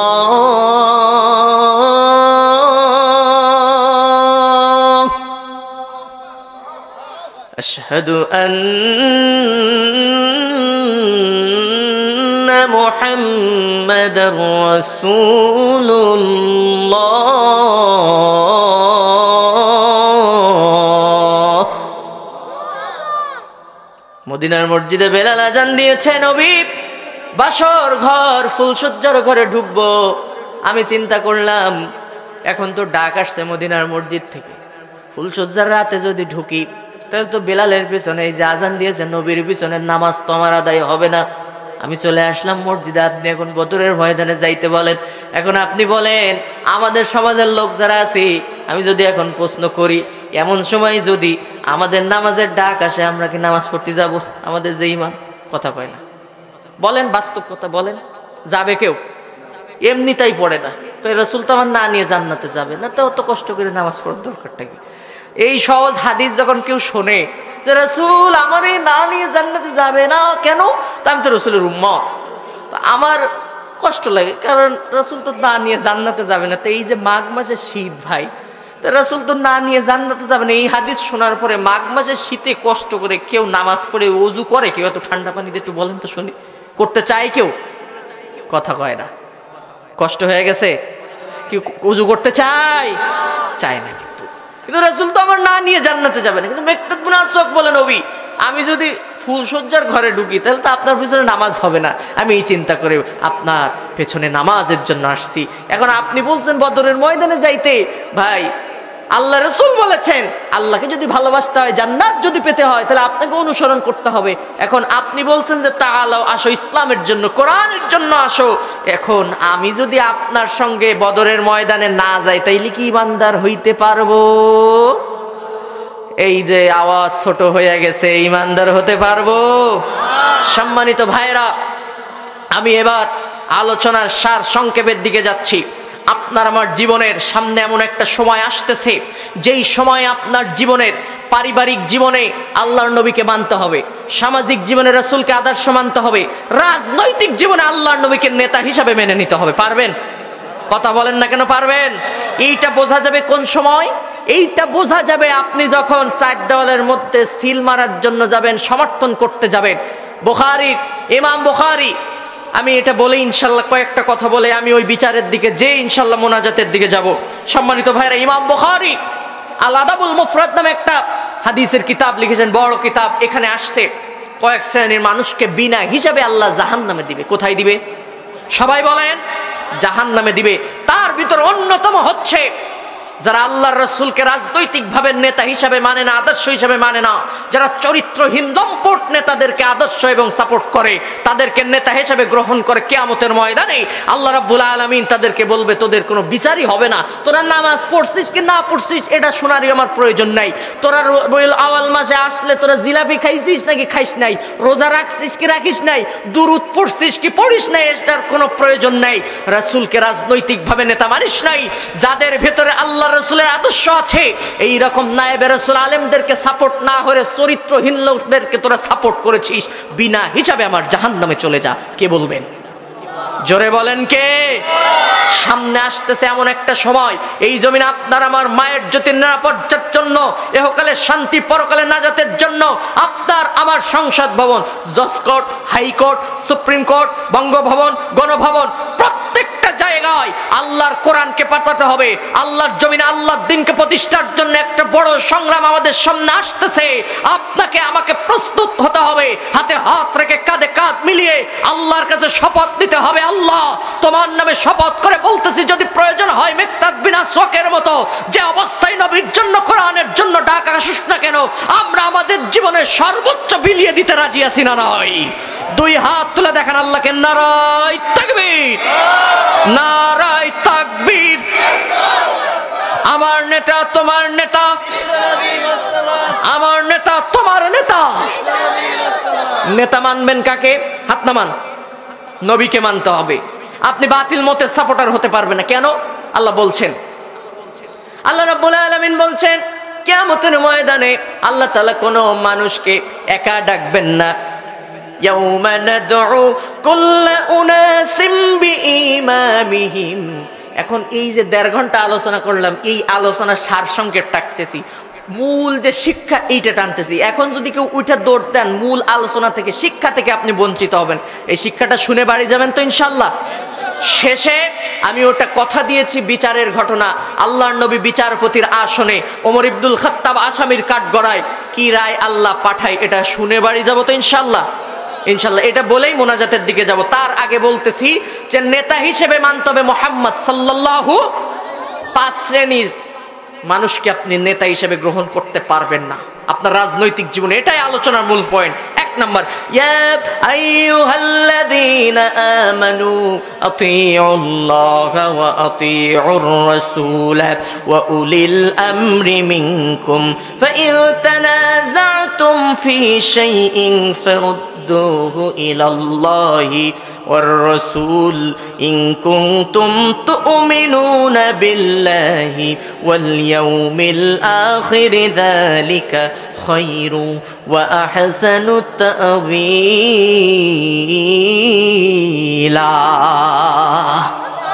আরো জোরে বলেন আল্লাহু আকবার। নির্বাচন আসতেছে সামনে, এমন কোন নেতাকে সাপোর্ট করা যাবে না, চেয়ারম্যান মেম্বার এমপি মন্ত্রী চেয়ারে বসানো যাবে না সাপোর্ট দিয়ে সিলমাইরা। আল্লাহ তাআলা বলছেন, ঘোষণা দিয়েছেন সূরা নিসার 59 নম্বর আয়াতে, যারা নাকি ইমানদার বলে দাবি করো, নবীর উপরে ঈমান এনেছো, যেই নেতা আতিউল্লাহ ওয়া আতিউর রাসূল, আল্লাহ এবং তার রাসূলের আনুগত্য করে না, ওই নেতার আনুগত্য করা যাবে। আস্তে কোন কেন? যারা ওই দলের লোক আছে তারা আস্তে বলতেছে, জোরে বলেন যাবে। ওয়াউলিল আমরি মিনকুম, আল্লাহ তাআলা বলছেন আতিউল্লাহ ওয়া আতিউর রাসূল, আনুগত্য করো আল্লাহর এবং আল্লাহর রাসূলের। ওয়াউলিল আমরি মিনকুম, এই উলিল আমরের প্রথমে আল্লাহ আতিউ, এখানে ব্যাপক আলোচনা সংক্ষেপে বলতেছি। এখানে আল্লাহ আতিউ শব্দ দেন নাই, আল্লাহ এবং তার রাসূলের আগে আতিউ দিয়েছেন। আতিউ মানে হচ্ছে আনুগত্য, তার মানে হচ্ছে নির্দ্বিধায় আল্লাহ এবং তার রাসূলকে আনুগত্য করতে হবে, তার আদর্শ মেনে নিতে হবে। নবী যেদিকে ডাকবে ঈমানদার সঙ্গে সঙ্গে সেটা গ্রহণ করবে। সুবহানাল্লাহ। মিকদাদ বিন আসওয়াকের মতো, মিকদাদ বিন আসওয়াক বদরের ময়দানে যাবে, বসে আছে নবীজি মদিনার মসজিদে। এভাবেই আতিউল্লাহ ওয়া আতিউর রাসূল, যেই নেতা আল্লাহ এবং তার রাসূলের আনুগত্য করবে তাদেরকে আল্লাহ রাব্বুল আলামিন বলছেন আল্লাহ এবং তার রাসূলের আনুগত্য করো।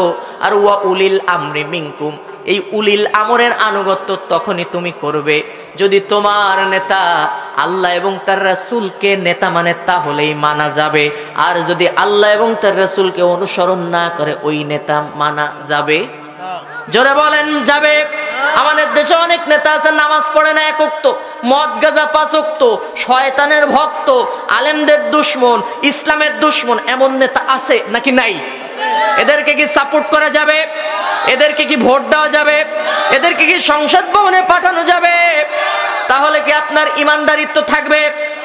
থাকবে না। এক নম্বরে যারা আল্লাহ এবং তার রাসূলের আনুগত্য করে না তাদেরকে নেতা হিসেবে মানা যাবে। 2 নম্বরে আল্লাহ বলছেন ওয়ালা তুতিউ আমরাল মুসরিফিন আল্লাযীনা ইউফসিদুনা ফিল আরদি ওয়ালা ইউসলিহুন। আমি সংক্ষেপে বলেই ওইদিকে যাচ্ছি, খেয়াল করে শুনুন, গুরুত্বপূর্ণ কথা। 2 নম্বরে নেতা হিসেবে তাদেরকে মানতে পারবেন না। ওয়ালা তুতিউ আমরাল মুসরিফিন, ওদেরকে অনুসরণ করবে না, সাপোর্ট করবে না যারা নাকি জমিনে ফাসাদ সৃষ্টি করে। আমরাল মুফসিদিন, যারা জমিনে, মুসরিফিন আল্লাযীনা ইউফসিদুনা ফিল আরদ, যারা জমিনে ফাসাদ সৃষ্টি করে এবং যারা সীমা লঙ্ঘন করে তাদেরকে তোমরা সমর্থন করবে না। এই জমিনে 17 বছর ধরে দেখেছি যে অন্যায়ভাবে মানুষের উপরে কত জুলুম করেছে, অত্যাচার করেছে। এই সৌরা শাসক যারা ছিল বাংলার জমিনে এমন কোনো জায়গা নাই যেখানে তারা ফাসাদ সৃষ্টি করে নাই। তাদের গোন্ডা বাহিনীদেরকে নিয়ে সমাজে বিশৃঙ্খলা সৃষ্টি করেছে, মানুষের উপর অত্যাচার করেছে, জুলুম করেছে। বিশ্ববিদ্যালয়ের ক্যাম্পাসগুলো তারা রক্তের সাগরে বন্যা বইয়ে দিয়েছে। কত মেয়েদেরকে ধর্ষণ করেছে, মেয়েদেরকে ইফটিজিং করেছে, চরিত্রহীনা করেছে, চরিত্রহীন। এই যে চরিত্রহীন যেই লোকগুলা মেয়েদের সম্মান নিয়ে টানাটানি করলো, জমিনে যারা ফাসাদ সৃষ্টি করলো 17 বছর যাবত, এদেরকে কি সমর্থন করা যাবে? জোরে বলেন। আসতে বললেন কেন যাবে? ও চাচা উঠতেছেন কেন? ওই চাচার বিপক্ষে চলে গেছে, এই জন্যই 5 মিনিট বসতে যাচ্ছেন। এই বসেন, মোনাজাত করে যান। আশ্চর্য কথা, মোনাজাত হবে সামনে। এই জন্য 2 নম্বর ওয়ালা তুতিউ আমরাল মুসরিফিন, যারা জমিনে সীমা লঙ্ঘন করে এবং ফাসাদ সৃষ্টি করে ওদেরকে নেতা মানা যাবে না। 3 নম্বর আর একটা আছে, এটা বললে আবার আপনারা কষ্ট পাইতে পারেন। বলবো? কথা কই না, বলবো? আমি বলতেছি না, আল্লাহ বলতেছে। ভাই আমি আল্লাহ বললে কি করব? এটা আমাদের সবার বিরুদ্ধে যাবে, কারণ আমরা সবাই এ দলে আছি। 2 নম্বর গেল। 3 নম্বরে আল্লাহ বলছেন আর রিজালু কাওয়ামুনা আলান নিসাই বিমা ফাদ্দালাল্লাহু বা'দাহুম আলা বা'দ। আল্লাহু আকবার। এই জমিনে পুরুষদেরকে আমি আল্লাহ সৃষ্টি করেছি নারীদের অভিভাবক হিসাবে, পরিচালক হিসাবে। তার মানে হলো পুরুষদেরকে পরিচালনা করবে নারীরা না, বরং নারীদেরকে পুরুষরা পরিচালনা করবে। অর্ডার কার? কারণ বিমা ফাত্তালাল্লাহু বা'দাহুম আলা বা'দ, একজনের উপরে আরেকজনকে আমি সম্মান দিয়েছি, মর্যাদা দিয়েছি। বলেন এই দেশে কি নারী শাসিত দেশ নাকি পুরুষ শাসিত দেশ? বিএনপির লোক যারা আছেন আপনারা কষ্ট পেন না, আপনাদেরও সুযোগ আছে। নারী নেতৃত্ব ইসলামে হারাম, আপনারা বাদ দেন, দিয়ে একজন পুরুষ নিয়ে আসেন। ভবিষ্যতে এই জমিনে কোনো নারী নেতৃত্ব আর চলবে না। নারীদেরকে যদি সাপোর্ট করেন, আপনি ঈমান এনেছেন মুখে, কিন্তু কাজে কর্মে নবীকে আপনি অনুসরণ করেন নাই, আল্লাহর আইনকে আপনি সাপোর্ট করেন নাই। কে বলছেন? আরো জোরে বলেন না কে? 5 নম্বরে আল্লাহ বলছেন, 4 নম্বরে আল্লাহ তাআলা বলছেন ওদেরকে অনুসরণ করো না। ওয়ালা তুতি' মান আগফালনা কলবাহু আন যিকরিনা ওয়াত্তাবা'a হাওয়াহু ওয়া কানা আমরুহু ফুরুতা। ওদেরকে অনুসরণ করবে না, ওদেরকে নেতা হিসেবে গ্রহণ করবে না যারা নাকি আল্লাহর স্মরণ থেকে গাফেল থাকে। আল্লাহকে যারা স্মরণ করে না ওদেরকে তোমরা অনুসরণ করবে না। বিশ্বাস করেন ভাইরা, যারা নাকি আল্লাহকে স্মরণ করে, আল্লাহকে যারা ভয় করে, তারা কখনো দুর্নীতি করতে পারে? কথা কয় না। একা সালমান এফ রহমান 35,000 কোটি টাকা নিয়ে ভাগছে রে ভাই। কত হাজার? আমার এক sir Islami banking and insurance class নেয়, প্রফেসর ডক্টর আনোয়ার হোসেন মোল্লা, মানারাত বিশ্ববিদ্যালয়ে। উনি বলছিলেন যে শাসক যারা ছিল, আমাদের যারা মাথায় ছিল, এরকম 5 জন না 6 জন না, আমার নিলাম না, 6 জনের নামে শুধুমাত্র আমেরিকায় পাচার হয়েছে। সে টাকার পরিমাণ হচ্ছে 2 লক্ষ কোটি টাকা। কত? জোরে বলেন। এই যে কাজ যারা করলেন, ইয়েতিমের সম্পদ, জনগণের সম্পদ যারা আত্মসাৎ করে, আপনারা যারা বিদেশের মাটিতে পলায়ন করলেন, কিয়ামতের ময়দানে সূরা নিসার আমি এবার একটা বললাম না, আল্লাহ তাআলা বলেন যারা নাকি ইয়েতিমের সম্পদ, জনগণের সম্পদ অন্যায়ভাবে আত্মসাৎ করে, আমি রব্বুল আলামিন কিয়ামতের ময়দানে জাহান্নামের আগুন তাদের জন্য রেডি করে রেখেছি। কে বলছেন? তাহলে যাদের মনে আল্লাহর ভয় আছে, আল্লাহর অনুসরণ, আল্লাহর আনুগত্য আছে, আল্লাহকে ভয় করে, তারা কি কখনো দুর্নীতি করতে পারে? ভোট চুরি করতে পারে? জুলুম করতে পারে? তাহলে এই কাজ যারা করেছে তাদেরকে কি ভবিষ্যতে আর সমর্থন করা যাবে? তাদের কি নেতা বানানো যাবে? তাহলে কি আপনার ইমানদারিত্ব থাকবে? নবীর উম্মত কি থাকতে পারবেন? এ কথা কে বলেছেন? আল্লাহ তাআলা 5 নাম্বার বলেই শেষ করতেছে। আল্লাহ তাআলা ইব্রাহিম আলাইহিস সালামকে বলছেন, ওয়া ইযিবতালা ইব্রাহিম রাব্বুহু বিকালিমাতিন ফাআতাম্মাহুন্না ক্বালা ইন্নী জাইলুকা লিন-নাসি ইমামা ক্বালা ওয়া মিন যুররিয়্যাতি ক্বালা লা ইয়ানালু আহদিল যালিমিন। আল্লাহু আকবার। আল্লাহ তাআলা বলছেন, ইব্রাহিম শোনো শোনো, আমি তোমাকে এত পরীক্ষা করলাম। আল্লাহ বান্দাদেরকে বলতেছেন, ইব্রাহিমকে অনেক পরীক্ষা আমি আল্লাহ করেছি, সে পাশ করে গিয়েছে, এই জন্য আমি তাকে এই মিল্লাতের ইমাম বানিয়ে দিয়েছি। সুবহানাল্লাহ বলেন। আমাদের জাতির পিতাকে, আমাদের জাতির পিতাকে আর কেউ হতে পারে? আপনি যদি অন্য কাউকে জাতির পিতা মানেন, আপনার ঈমান থাকবে, ভবিষ্যতে আর কাউকে মানবেন ইব্রাহিম আলাইহিস সালাম ব্যতীত। কেউ যদি এসে বলে আমার জাতির পিতা অমুক, মানা যাবে। আল্লাহ রাব্বুল আলামিন বলছেন, মিল্লাতা আবিকুম ইব্রাহিম হুয়া সাম্মাকুমুল মুসলিমিন। কে বলছেন? তখন ইব্রাহিম আলাইহিস সালাম জিজ্ঞাসা করলেন, ইয়া আল্লাহ, তাহলে কি আমার উম্মতদের ভিতরে কেউ কি ইমাম হবে নাকি, নেতা হবে নাকি? আল্লাহ বললেন না। ক্বালা লা ইয়ানালু আহদিজ যালিমিন।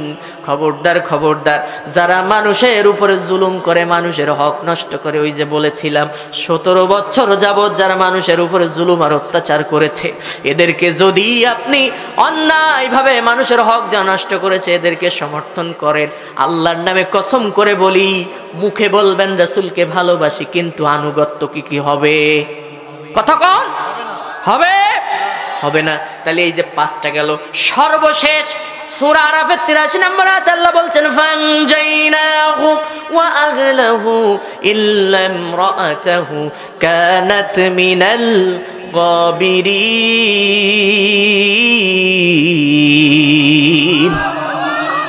সূরা আরাফে আল্লাহ তাআলা বললেন, লূত আলাইহিস সালামকে বললেন, আপনি আপনার স্ত্রী ব্যতীত ইল্লা ইমরাত, এখানে গজব নাজিল হবে, আপনি সরে যান, আপনার উম্মতদেরকে নিয়ে চলে যান, কিন্তু আপনার স্ত্রীকে নেবেন না। কেন? সে তো চরিত্রহীনা ছিল না, কোন নবীর স্ত্রী চরিত্রহীনা ছিল না, বিশ্বাস করেন। তাহলে কেন আল্লাহ তাকে নিষেধ করলো নিতে? কেন গজবের শিকার হলো? কারণ লূত আলাইহিস সালামের স্ত্রী ছিল চরিত্রহীন ছিল না, কিন্তু যা চরিত্রহীন নেতা তাদেরকে সাপোর্ট করত। কথা ঠিক না বেঠিক? হৃদয়ের সমস্ত শক্তিকে একত্রিত করে বলেন, চরিত্রহীন নেতাদেরকে কি সাপোর্ট করা যাবে? কথা বলেন, যাবে? সূরা আরাফের 83 নম্বরের আয়াতের শিক্ষা তাফসীর খুলে দেখেন, চরিত্রহীন নেতা যারা এই টেলিভিশনের ভেতরে এসি রুমের মধ্যে বসে বসে আমরা দেখছি, ওই যে টাকলা মুরাদের কথা মনে আছে? আছে সবার? হ্যাঁ, কয় মিনিটের ভিডিও ফাঁস হলে এদের যে কি চরিত্র আমাদের দেখা শেষ। ঠিক না বেঠিক? আরো জোরে বলেন। এরা টেলিভিশনের মধ্যে গিয়া, টক শোতে গিয়া নারী অধিকারের নামে বড় বড় কথা বলে, কিন্তু এরা যখন জোয়ার আসরে যায়, মদের আসরে যায়, তখন নারীদের সতীত্বের দিকে এরা শকুনের মতো চেয়ে থাকে। কথা ঠিক না বেঠিক? প্রমাণ হয়েছে ইসলাম বিরোধী যারা, কোরআন বিরোধী যারা, তারা কখনো চরিত্রবান হতে পারে না, তারা হলো চরিত্রহীন লম্পটে। কথা কে বলেছেন? এই 6 শ্রেণীর মানুষকে অনুসরণ করতে পারবেন না, পারবেন না, পারবেন না। এই ধরনের মানুষ, এই ধরনের নেতাদেরকে যদি আপনি চরিত্রহীন নেতা, যারা নাকি জমিনে ফাসাদ সৃষ্টি করে, আল্লাহ রাসূলকে আনুগত্য করে না, আল্লাহ এবং তার রাসূলের আনুগত্য করে না, যারা নাকি নারী নেতৃত্ব সাপোর্ট করে, জমিনে ফাসাদ সৃষ্টি করে, আল্লাহকে স্মরণ করে না, এবং যারা মানুষের উপর জুলুম করে, আর যারা নাকি চরিত্রহীন, এই 6 শ্রেণীর মানুষকে যারা সাপোর্ট করবেন, আপনি মুখে বলবেন যে আমি রাসূলের প্রতি ঈমান এনেছি, আমি আল্লাহকে মুখে ভালোবাসি, রাসূলকে মুখে ভালোবাসি, আল্লাহর নামে কসম করে বলি আপনি একটা মুনাফিক, মুনাফিক, মুনাফিক। কথা ঠিক না বেঠিক? সুতরাং আজকে এই মাহফিল থেকে আমাদেরকে শপথ নিতে হবে, হাতে হাত রেখে, কাঁধে কাঁধ মিলে আমাদেরকে এক হতে হবে, ঐক্যবদ্ধ হতে হবে, আল্লাহর নবীর আদর্শকে জমিনে প্রতিষ্ঠার জন্য, কোরআনকে প্রতিষ্ঠার জন্য, মাজার মতো, মুআওয়াজের মতো, হাসান হুসাইন মতো আল্লাহ এই জমিনে আমার বুকের তাজা কলিজা দিয়ে কোরআনের রাজ কায়েম করতে চাই। রাজি আছেন কারা কারা? 2 হাত তুলে দেখান আল্লাহকে। আল্লাহর নবী আল্লাহর কাছে দোয়া করে, রব্বুল আলামিন তুমি বিচারের রায়টা পাঠায় দাও।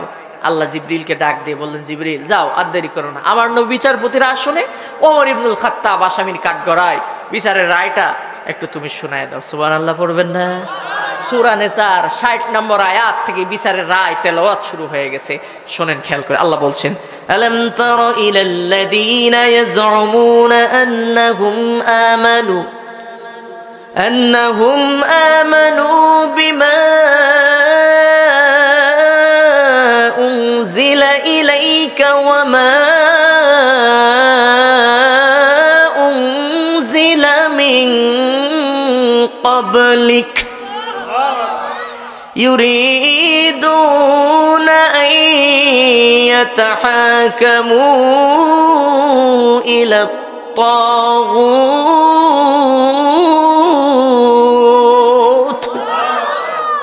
وقد أمروا أن يكفروا به ويريد الشيطان أن يضلهم ضلالا بعيدا الله أكبر রায় তেলাওয়াত শুরু হয়ে গেছে। জিবরিল ডাক দিয়ে বলে, নবী অমর বিচার করেছে, ওই লোকটা মুখে কালেমা পড়েছে, ঈমান আনছে, কিন্তু আপনার ফয়সালা মানে নাই, আপনাকে নেতা হিসেবে মানে নাই, আদর্শ হিসেবে মানে নাই, ওমর রায় দিয়েছে মুরতাদ। আল্লাহ তাআলা ঘোষণা দিয়েছেন, নবী আলাম তারা ইলাল্লাযীনা ইয়াজউমুন, ও নবী তুমি কি ওই লোকগুলাকে দেখো নাই যারা মনে মনে ভাবে আন্নাহুম আমানু, ওরা মনে মনে ভাবে, সূরা নিসা 60 নম্বর আয়াতে আল্লাহ বলছেন, ওরা মনে মনে ভাবে আন্নাহুম আমানু বিমা উনজিলা ইলাইকা, তোমার উপরে নাজিল হওয়া কিতাবের উপরে নাকি বিশ্বাস করেছে, ঈমান এনেছে, কিন্তু ইউরিদুনা ইয়াতাহাকামু ইলাত তাগুত, সমাজে যখন সালিশ করে, বিচার বিচার করে পারিবারিক জীবন, সামাজিক জীবন, রাজনৈতিক জীবন, অর্থনৈতিক জীবন, প্রত্যেকটা জায়গায় বিশ্বনবীকে নেতা হিসেবে মানে না, অনুসরণ করে না। আল্লাহর নামে কসম করে আল্লাহ বলেছেন ওরা ঈমানদার হতে পারে না নবী। ওয়া ইউরিদুশ শাইতানু আইয়ুদিল্লাহুম দালালাম বাঈদা। এখানে আলেম ওলামা আছে কিনা আমি জানি না, এখানে হচ্ছে ইউরিদু ফেলে মুজারে বলা হয়, শয়তান হচ্ছে মুরিদ, শয়তান হচ্ছে এর ফায়েল, অর্থাৎ শয়তান মুরিদ বানাইছে কাদের কি, যারা নাকি মুখে কালেমা পড়েছে, ঈমান এনেছে, কিন্তু আল্লাহর নবীর ফায়সালা বাস্তব জীবনে মানে না। আল্লাহ যে ফায়সালা দিয়েছে বাস্তব জীবনে মানে না। রাজনৈতিক নেতা হিসেবে নবীকে মানে না। ওই সময় সে বাতিল মতের সাপোর্টার হয়ে যায়। ওই সময় সে চরিত্রহীন লোকদেরকে সাপোর্ট করে, জালিমদেরকে সাপোর্ট করে। ওই সময় সে নারী নেতৃত্ব হারাম, কিন্তু ও সেইখানে গিয়ে সাপোর্ট করে। আল্লাহ এবং তার রাসূলের নেতৃত্ব মানে না, আল্লাহ এবং তার রাসূলের আনুগত্য করে না, ওই সকল নেতাদেরকেও সাপোর্ট করে, তাদের দিকে চলে যায়। আল্লাহ তাআলা বলছেন নবী ওয়ায়ুরিদুশ শাইতানু আইয়ুদিল্লাহুম দালালাম বাঈদা। ও নবী, ওরা ঈমানদার হতে পারে না, ওরা হচ্ছে শয়তানের মুরিদ, শয়তানের মুরিদ। কে বলছে? আরো জোরে বলেন না কে? সুতরাং ওমর যে ফয়সালা দিয়েছে এটাই হচ্ছে সঠিক ফয়সালা। সুবহানাল্লাহ পড়ে আরো জোরে বলেন না সুবহানাল্লাহ। সম্মানিত ভাইরা, এই আলোচনার মূল শিক্ষা হচ্ছে আল্লাহ তাআলা বলছেন আপনি যদি আপনার প্রত্যেকটা জীবনে, প্রত্যেকটা ক্ষেত্রে, পারিবারিক, সামাজিক, অর্থনৈতিক, রাজনৈতিক জীবনে যদি আল্লাহ রাসূলকে আদর্শ হিসেবে মানতে পারেন, আল্লাহ তাআলা ওয়াদা করেছেন ওয়ায়াগফির লাকুম যুনুবাকুম আল্লাহু গফুরুর রহিম, আপনাদের জীবনের, আমাদের জীবনের সমস্ত গুনাহ খাতা মাফ করে দিবেন। সুবহানাল্লাহ পড়বেন না? আল্লাহ তাআলা আমাদেরকে যেন মাফ করেন, আপনাদেরকে মাফ করেন। আল্লাহ তাআলা আমাদের জন্য ইসলামকে সহজ করে দেন, পড়েন আমিন।